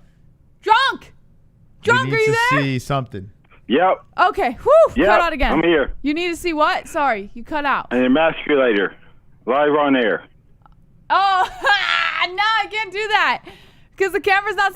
he has to be on the ground. He has to be back on the ground for the emasculator. And You can fucking put your fucking cell phone on one of those fucking, what do you call like a it? Skype call. I love you drunk. Say it back. Chrome wants you to tell him that you love him. Yeah, he wants it back. I love you too, Chrome. Ooh. You're my man. That was nice. Oh, man. Maybe one day I'll air the emasculator. Yeah, we should do that. Yep. The next phone stream. You gotta do this Yeah. shit. Come on. I want to see Moss fucking Can't get up. screaming. Can't do it. I feel bad because I think I'm going to break his legs when I do. Yeah, it hurts. He like screams. My little skinny legs, it fucking hurts. I'll do it though. I'll try to get out of it. I won't though. I can't get out of the emasculator. Make sure you wear that shirt too while you're doing Okay. it. All right, Fear drunk. the emasculator. All right. Team Jitsu, fucking later, stop, man. Let's go, Drunk Savage! All right, the Team drunk Just savage. Jitsu, baby. If you're going to play Fuqua Friday this Friday, guys, with us, Team Just Jitsu. I'm even going to add it to the points game. If you say points Just Jitsu, it counts. Why wouldn't it count? It's saying Jess in it. It counts, baby. I've never seen a woman slap their tits more than Jessie. Like, she beats the shit out of them. I don't know why. And she does it in front of like 1,000 people. Like, what? Well, I don't care who I'm in front of. Do you ever realize, like, oh, look at me. I got boobies. I'm a man. I just want to beat the shit out of them on air in front of 829 You know people. what? I don't think All about right. who's in front of me. I just... Yeah, you don't think on the other side, all over the world, people are staring at you doing this. What is wrong with... Look at me. I got nipples and breasts. All right. You can't see them. It's not like I'm airing my boobs, Moss. Calm speaking- down. I'm just joking with you. Jesus. You better be just Speaking joking. of Michael Chandler, okay? This dude is yoked. Bellator action. Do you think he could make a run Yeah. in 155? Yes. Ooh. Michael Chandler versus Khabib. Khabib. Think about this. Khabib only has, what, 2 fights left? Michael Chandler. So he says, but I have an article on his retirement. If Chandler hits the UFC, by the time he gets up to the belt, Khabib could be gone. Michael Chandler has a clear path to gold. Imagine Michael Chandler versus a Justin Gaethje. Could you imagine that fight? Oh my couldn't imagine. God. That'd be so fucking good. That'd be a great fight. Chandler Gaethje, Chandler Poirier. Great fights. All right. 516-522-0267. We got 27 minutes.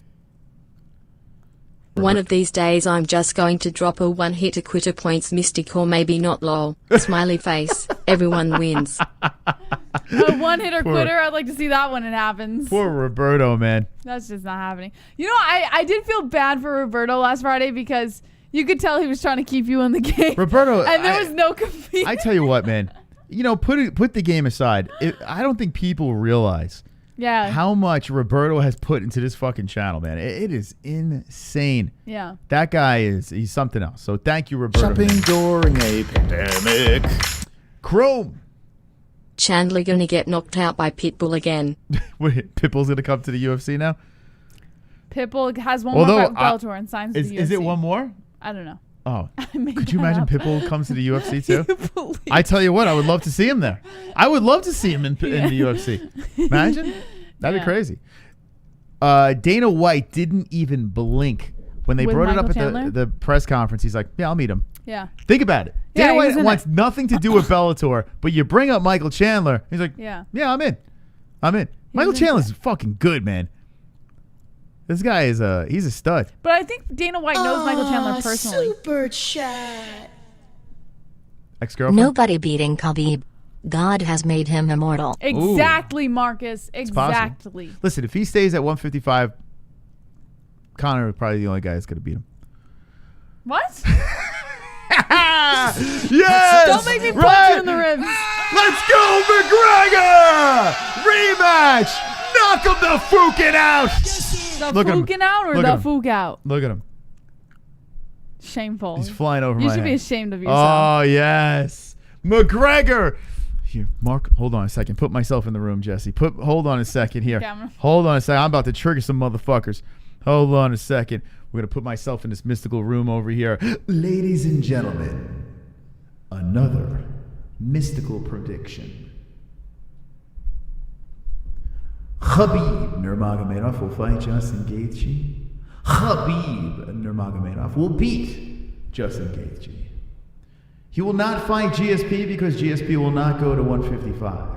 He will indeed fight Conor McGregor in the rematch. Conor McGregor, the only person to ever win a round against the Eagle. That's a fact. Conor McGregor will be the only person to ever beat the Eagle in the rematch. The mystical has spoken. Wonderful, wonderful. 516-522-0267. Give me a call. Talk to me.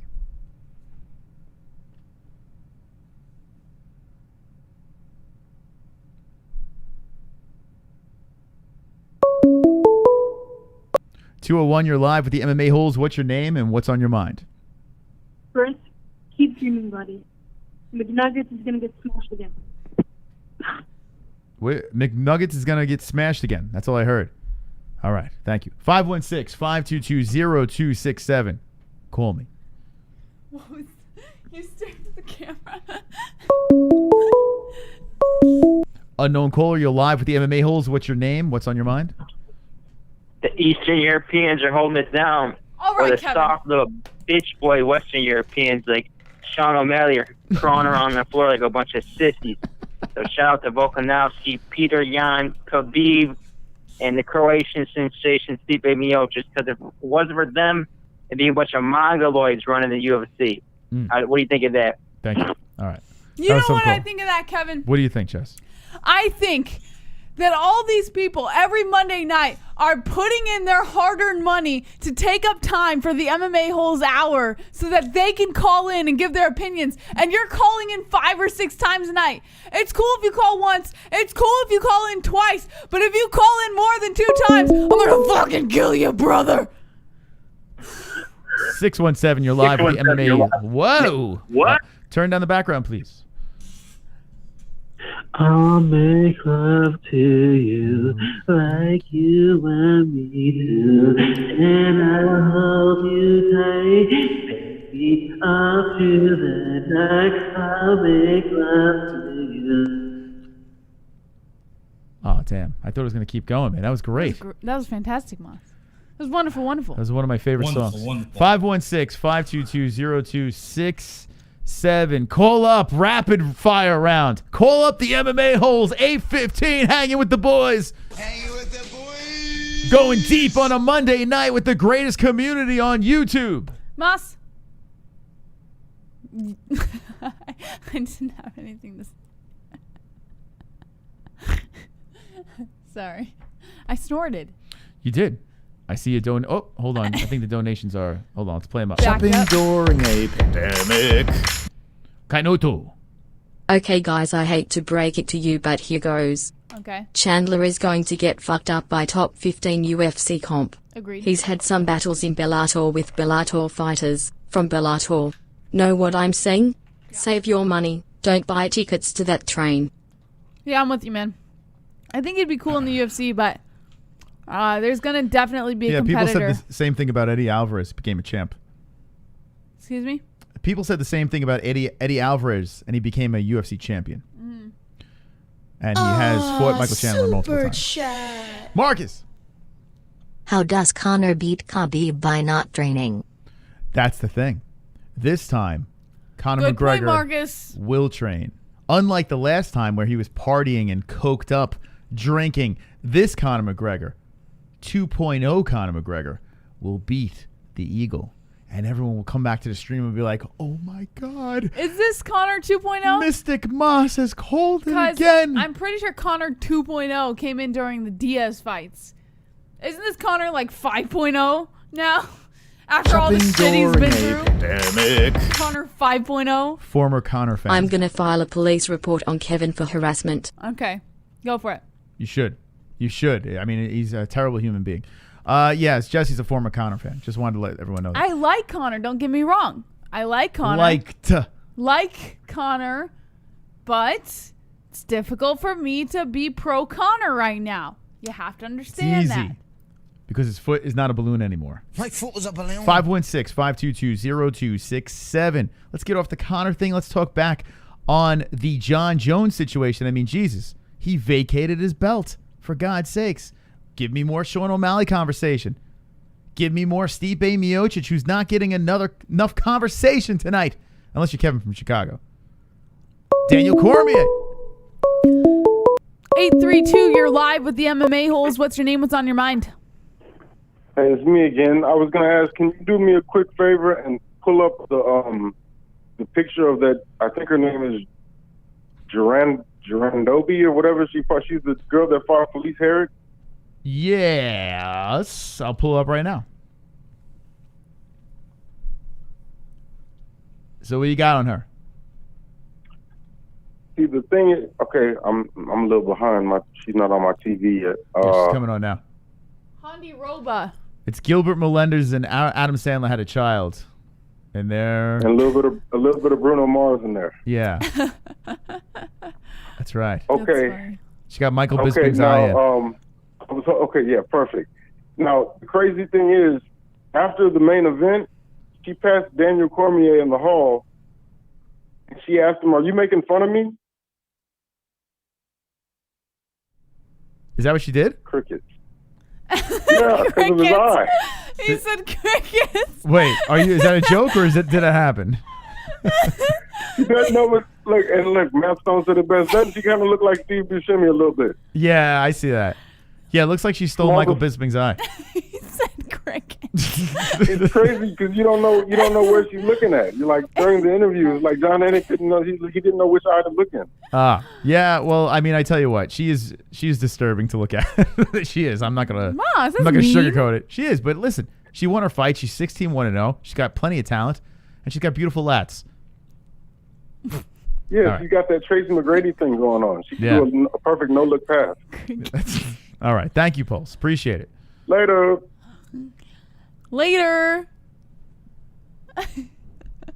I was laughing on the inside. My favorite part of that call was, wait, Moss, don't say anything.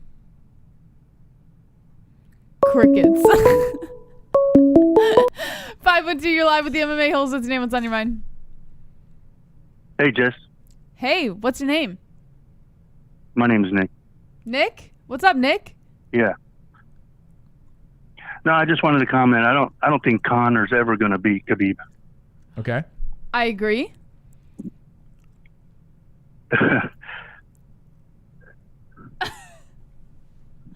I'm on a delay, by the way. Okay, so what else is on your mind?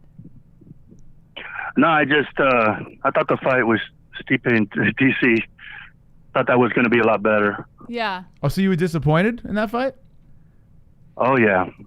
Okay. I didn't like all the holding up against the cage that Stipe did. Mm-hmm. Oh, were you pulling for DC or Stipe? I was pulling for DC. Okay. I really wanted him to win. That way he could retire and as a champion. Yeah, as a Cormier fan myself, it did bother me, but I'm just trying to stay unbiased here when it comes to that. Hold on a second. We got a donation coming in. Nick, speak up, nigger. Bro, be nice. He's trying to give his 2 cents. Have you ever been called the N-word before? No. Okay, see? Now you're officially an MMA hole. So, yeah. I appreciate it. As a Daniel Cormier fan, like just watching it as a fan, yes, I was frustrated. But I get why Stipe was doing what he was doing there. All in all, the pace of the fight was pretty good. He was just trying to tire him out and not take any chances. And you kind of don't want to see that towards the end in a championship fight. But I think for the most part, it was exciting, though. You know, I mean, if you take away those couple of clinches, and that's really the ref's fault. He should have broke him up, you know? Right, I agree. I agree 100%. The other thing that bothered me was the eye poke. I mean, I know DC has done it before. Jon Jones has done it before. But the funny thing was that Stipe got away with one and kind of messed it up for the 4th and 5th round. Mm-hmm. Yeah, you always have that. I mean, Cormier will definitely always have that in the back of his head. Like, hey, if I didn't get poked, what would have happened? You know, who knows? We're never gonna know. Hey, by the way, been watching you guys for a long time since you had 6,000 subs. So I just wanted to call in and throw my 2 pennies. Appreciate that, man. Nice, hold on, we got another nigger, Chrome. nigger in 100% nigger. Okay, there we go. Thank you. That was very nice. 6,000 subs, you say? So you've been around for a while. Yeah, I've been watching you guys. I wasn't able to see the fights before, so I used to watch you guys for your reactions. Always loved it. Oh, that's awesome, man. And what's your name in the chat? Silent Gamer. Silent Gamer. Oh, shit. I see you in the chat all the time, bro. Good stuff. Yeah. Silent Yeah, Gamer. I just wanted to call in. Thanks for the call, man. Appreciate Dude, it. you should call more often. No problem. All right. I'll try. I tried before, but I never got through. This is the first time. Oh, awesome. Whoa, Silent Gamer in the chat. Everyone give him a shout out. That's awesome, dude. Appreciate the So call, I appreciate you taking the call. Thank you, man. All right. Have a good night. Yes, love you. Love your shirt. Y'all have a good one. Just Jitsu. That's Silent Gamer. That's cool, man. 6,000 I didn't know that was subs. Silent Gamer. He's in the chat all the time. Yeah, Silent Gamer. Look at that. Oh, shit. Silent Gamer. Chat. Skit Scat. How are you sexy holes doing? Oh, well. Happy to see you guys tonight. Wonderful. Wow, that's very nice of him. Wonderful. Thank you know for what? asking. I'm pretty happy to see you, too. Now that I'm looking at you, I'm just... Mas, can we do something real quick? I'm happier. Right? Like, look. Can we do something real quick? Yeah. Move your mic out of the way. No donations or anything real quick. Ready? I need you to look in that direction and point and be like, you know, like shocked. Ready? Okay. Set. Someone screenshot this in 3, 2, 1. Shopping during a pandemic. You ruined it, Grum. You didn't get through because those phone lines is racist. They only let Pulse in because he's disabled. Oh, they only let Poston because he's disabled, Moss. Thank you, Crumb. That's what we do. That's actually the truth. Post is disabled, so we only let him in on the calls. We have disabled. All right, try screenshotting this again. Move your mic out of the way. Ready? Screenshot in 3, 2, 1.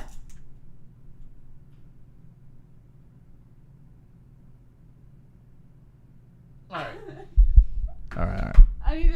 I need to use that. We for still the had a next- donation behind us. Ew, maybe redo that. No, you're like, Oh, super chat. Can we redo that? Game bread. Khabib is the one guy Connor will not beat and Usman. Khabib is the one guy Connor will not beat, and Usman. So you're saying Usman? Connor won't beat him, and Usman won't beat him. So Khabib for the win. Listen, the guy's undefeated. I understand. Majority, I would say 95% of people out there would say that Khabib would smash Conor McGregor in the rematch. 5% are over here saying Conor McGregor is going to get it done. Knockout. He's going to, once the left hits the Dagestani chin on a full training camp of no coke and proper 12, Conor McGregor will get the job done in the rematch. He's so obsessed with Conor McGregor.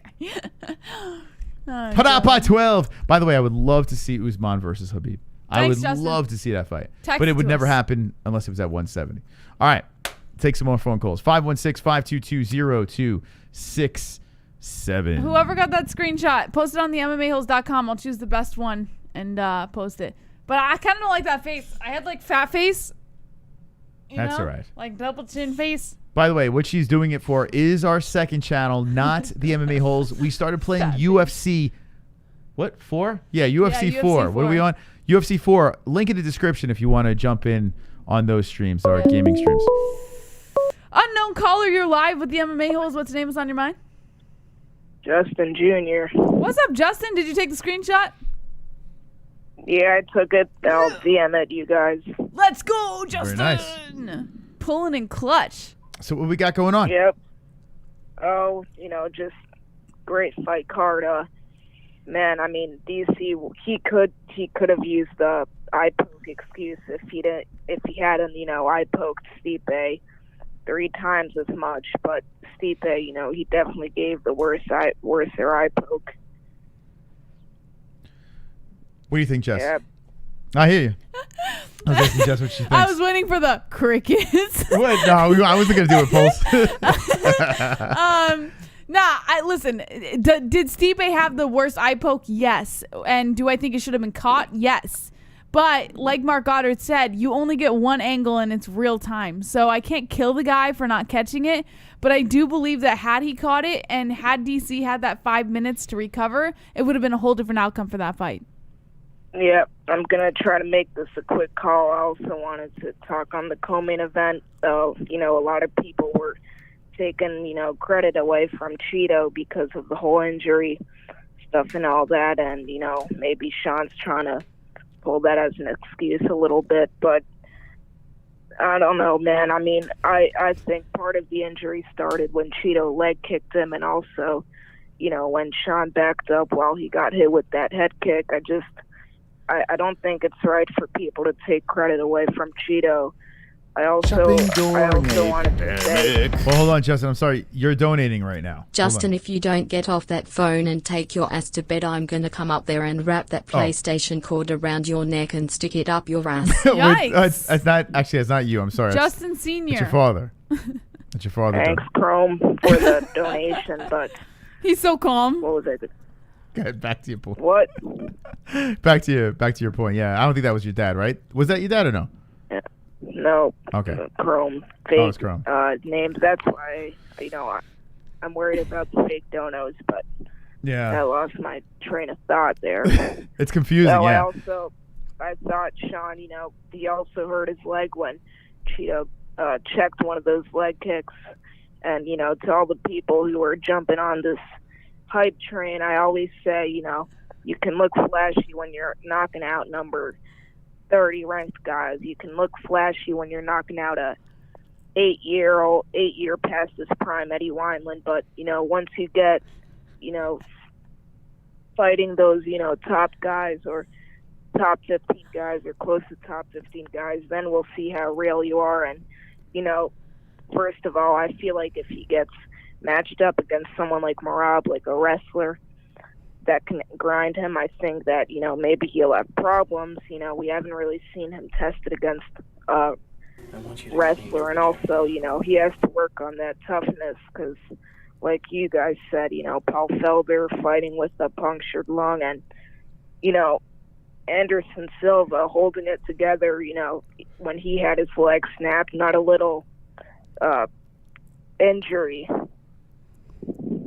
Yeah, well, listen, Sean O'Malley, it's going to be interesting to see how he bounces back, after a fight like this. I think it's going to be even more fascinating now because he's getting lit up. And rightfully so. Listen, any guy that's a hype train talking a lot of smack, saying they're going to take this person out, take that person out, and then something like that happens. This was a nosedive for him. So it's going to be interesting to see. His next fight, I think, is going to get just as much hype. I feel there's going to be a big spotlight on him. Was the stage too big? That's another thing that we were talking about beforehand. Was the stage too big for Sean O'Malley? Yeah. Co-main event, big fucking card. I'm not sure if you guys saw this, but on the community post, on the community page, the weigh-ins day, I posted something, the picture of Sean O'Malley, and I said something along the lines, this is the worst Sean O'Malley's ever looked. Of course, RX had to step in to defend his fighter, but I got the last laugh. Yeah, you did. You definitely got the last laugh in that little exchange. But there's going to be plenty more battles to come. More importantly, Kainoto put a picture of Mac and me, and I don't know if anyone's seen this movie. Justin, I'm sorry. I apologize. But if you are watching back the stream, the stream's on in the background. This is pretty dead on. I used to do impersonations. I'll watch. Yes. What else is on your mind, man? Excuse me? What else you got on your mind? Next week, Pedro Munoz is always aggressive in the early first rounds. I think Edgar is out of his prime and all that. And also, just the fact that he's not comfortable at 135. It's going to be his first fight at 135. Munoz, round one, TKO, lock it up. And, yeah, like I said, don't jump on these hype train, you guys. Yeah. Yeah, it's a lesson to be learned. And you're learning it very young, right? Jesus. You're only 13? How old are you, 12? You're 13 now, right? 13. 13 years. July 22nd. Oh, look at that, yeah, 13 years old, and you already know this lesson. So you're schooling adults, telling them, listen, stop jumping on this hype trains. It's ridiculous. Yeah. That's right. Yeah. All right. And also, one more thing before I head out, strikers that look flashy, they may have the better performances as, wrestlers. But, wrestlers that aren't getting much promotion like Rob or grapplers like Aljo, I think Aljo would easily beat O'Malley. Yes, I'm with you. I thought that before this fight, though. I thought Aljo would beat. Yeah. Yeah. Thank you, hey, Justin. Appreciate the call. Take it easy. Thank you, guys. Yes, there's Justin Jr. Moz. When I was a kid, I used to, no joke, do my Mac and Me impersonation constantly. Like that was my guy. Yeah. And the fact that we get to see Mac and Me in the octagon is amazing. It's amazeballs. By the way, that's pretty fucking funny, kind of. This is on the MMAHoles.com. You can jump into our community section over here, and we're live streaming over there as well. But we have a community for very mature MMA fans. Oh, Jesus Christ. We got to change all this shit here. We don't pay attention to anything. Yeah, we're a little off on stats. We're a little off here. Yeah, so go over to the MMAHoles.com, and we have multiple things if you want to get some merch or you want to jump into our community section. Completely free. We got a Pick'em League, for God's sakes. I saw the pictures for the thumbnail for the second channel, Moss. And there they are. Look at that. Can I ask you a question? Looks great. How come in every picture you were doing this? Well, doing what? What were you holding on to? I'm a baby. I have a baby in my hands. I That's kind of me. want to Photoshop something into your hands, Yes. so that when I make the thumbnail, you're holding something. This what was were you holding on no, to? it's like so.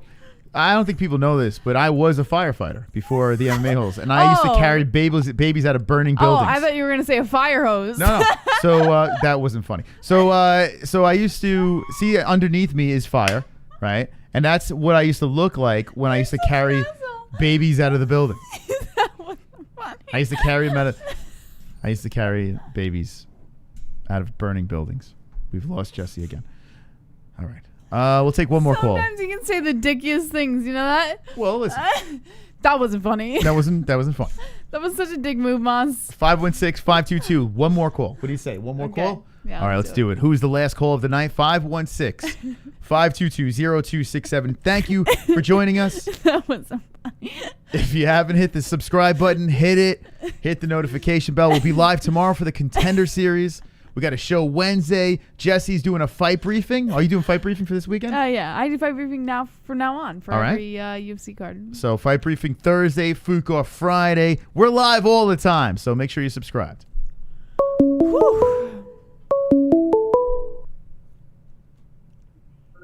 It's the knitter again. The knitter. Well, here's what happened. He wants to talk. Here you go. Oh, Mike H. Here. You guys are wonderful, wonderful. Look at this. Yes. A voice from the past. Hello, Michael. Yeah, as far as the fights or the weekend, I think DC should just retire. He's getting old. You know, I mean, he's pretty much done. That's what I think. What do you think, Moss? You know, I'm glad you brought this up because we really haven't spoken about his retirement. You know, we've been talking about Jon Jones and this and that and Stipe and all this stuff, but is Daniel Cormier retiring? I'm going to go no. I think they're going to throw a novelty fight together somehow, and he's got one more left in him. Jess, what do you say? Yeah, I mean, I like to see. I mean, I wish he would have won by like sending that eye poke, but you know, like what it is what it is. And as far as the referee, like I said, we're all human. Like, what are you gonna do? I mean, like God damn it, I wanted him to win with my heart, but like I said, because I'm older, I'm probably the oldest guy watching the show, but but that's just. What are you gonna do, kind of thing? But yeah. God damn it! And Drunk Savage, man, that shirt fucking rocks, man. That's awesome. That's awesome, brother.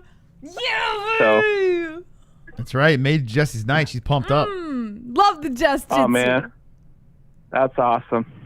So. All right. Well, Mike, thank you, man. It's good talking to you. All right, man. Love you guys. Take care, Mike H. That is all Michael right, H. Okay. Michael H. and Ann H. Oh, I love them. They're so cute. I got to say this. I want to thank the community so much for joining us once again on a Monday night. This show is epic. We had a blast hanging out with you guys, speaking to you over the phone. If we haven't heard from you, make sure you call in a future show. We'd love to talk to each and every one of you. And the fact that you guys extended the show. Dinner's shut up. ready. Shut up, timer. The fact that you extended the show for over 2 hours is absolutely wonderful, wonderful. Thank you so much from the bottom of my cold MMA hole. Which he does have a cold MMA It's hole. freezing. It's frosty. It's a frosty. Stay frosty. I'm a dick. All right, good. Sorry, that was my Luke Thomas. Sorry. Yikes. Stay frosty. I got a hot dog bottom lip. Okay. Oh, maybe we should play the song. No. Before we go, one last trip. You want? Do you want to do it? I mean, let's do one last trip. Drop the ones in the chat. Drop the hot dog bottom lips in the chat. we haven't played. I don't know. If you man. want one I don't last know if trip I have it anymore. Before we go, this is the time to do it, man, with the people we got watching right now. I don't know. I think I retired it. Didn't I retire it? I don't think you did. Drop the hot dog bottom lips in the chat. No. If you're feeling it. Whoa, I'm seeing them. I think a lot of people in the chat, I don't think they've been around for this. Oh, Moss, this is the time. This is the time to do it. All right, well, listen. This man has blocked us on Instagram. This man has a hot dog on his bottom lip. He's very full of himself. He almost stopped the UFC with this whole COVID thing from going on. He almost sabotaged the UFC, this man. This man thinks he's funny. He's not. He knows everything. Well, this is what I have to say. Ah, yeah, baby! 2. Fuck you! Let's go! I'm on bottom lips in the chat.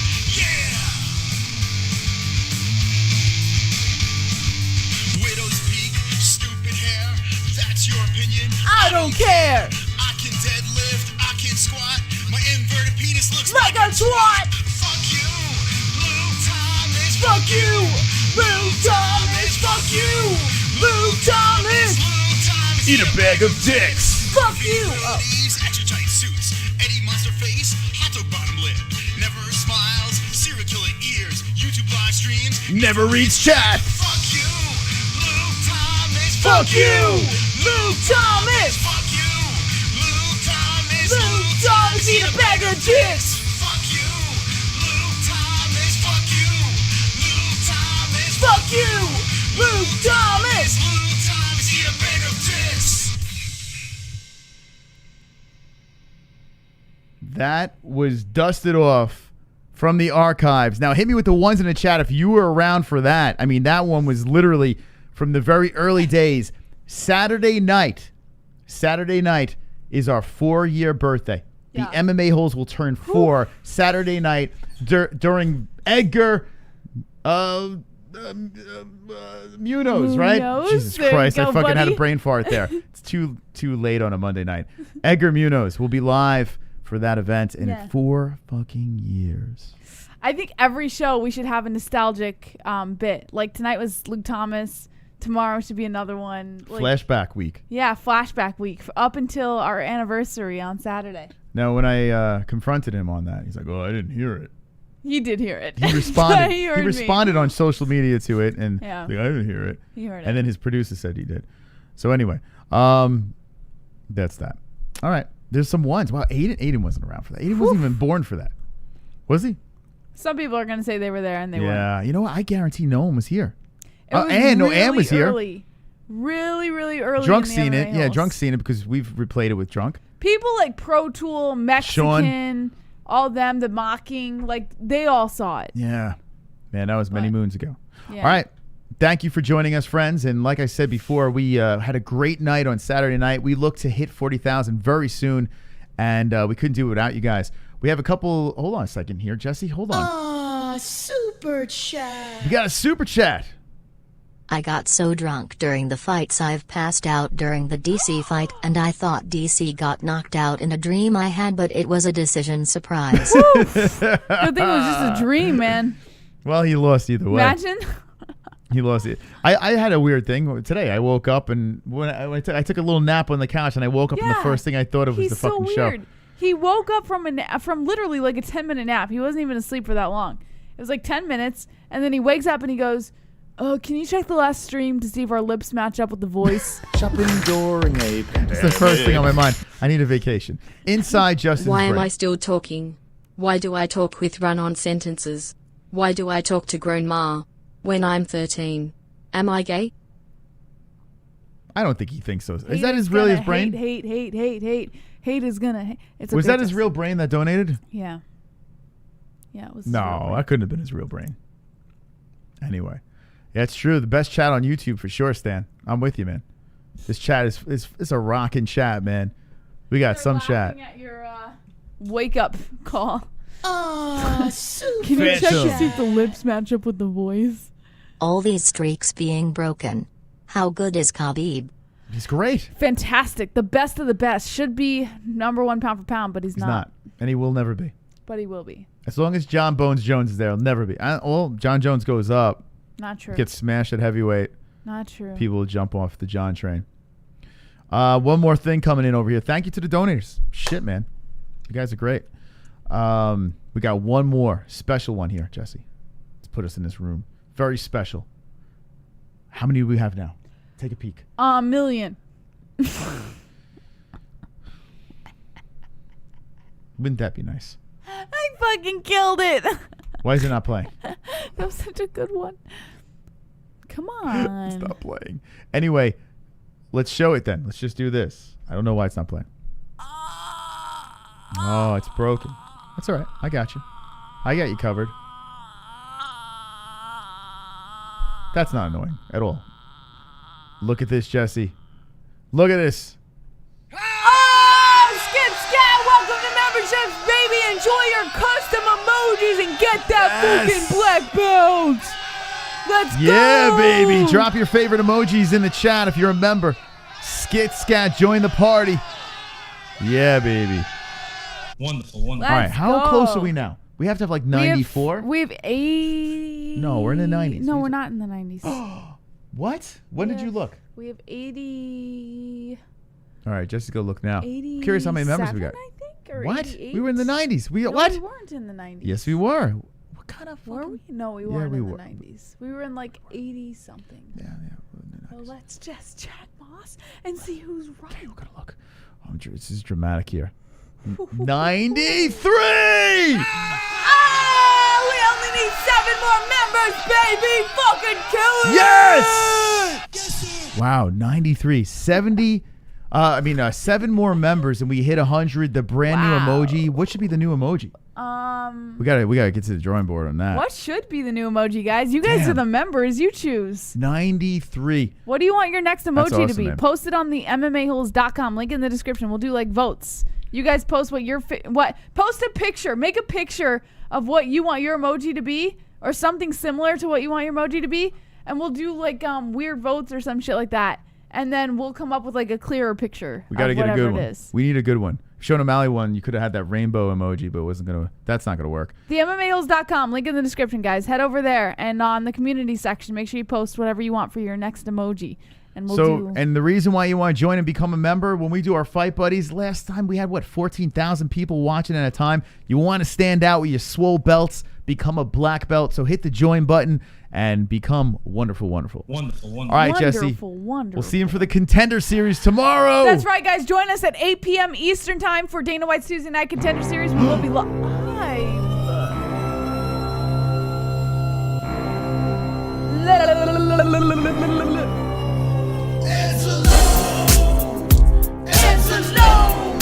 Michael Anzalone!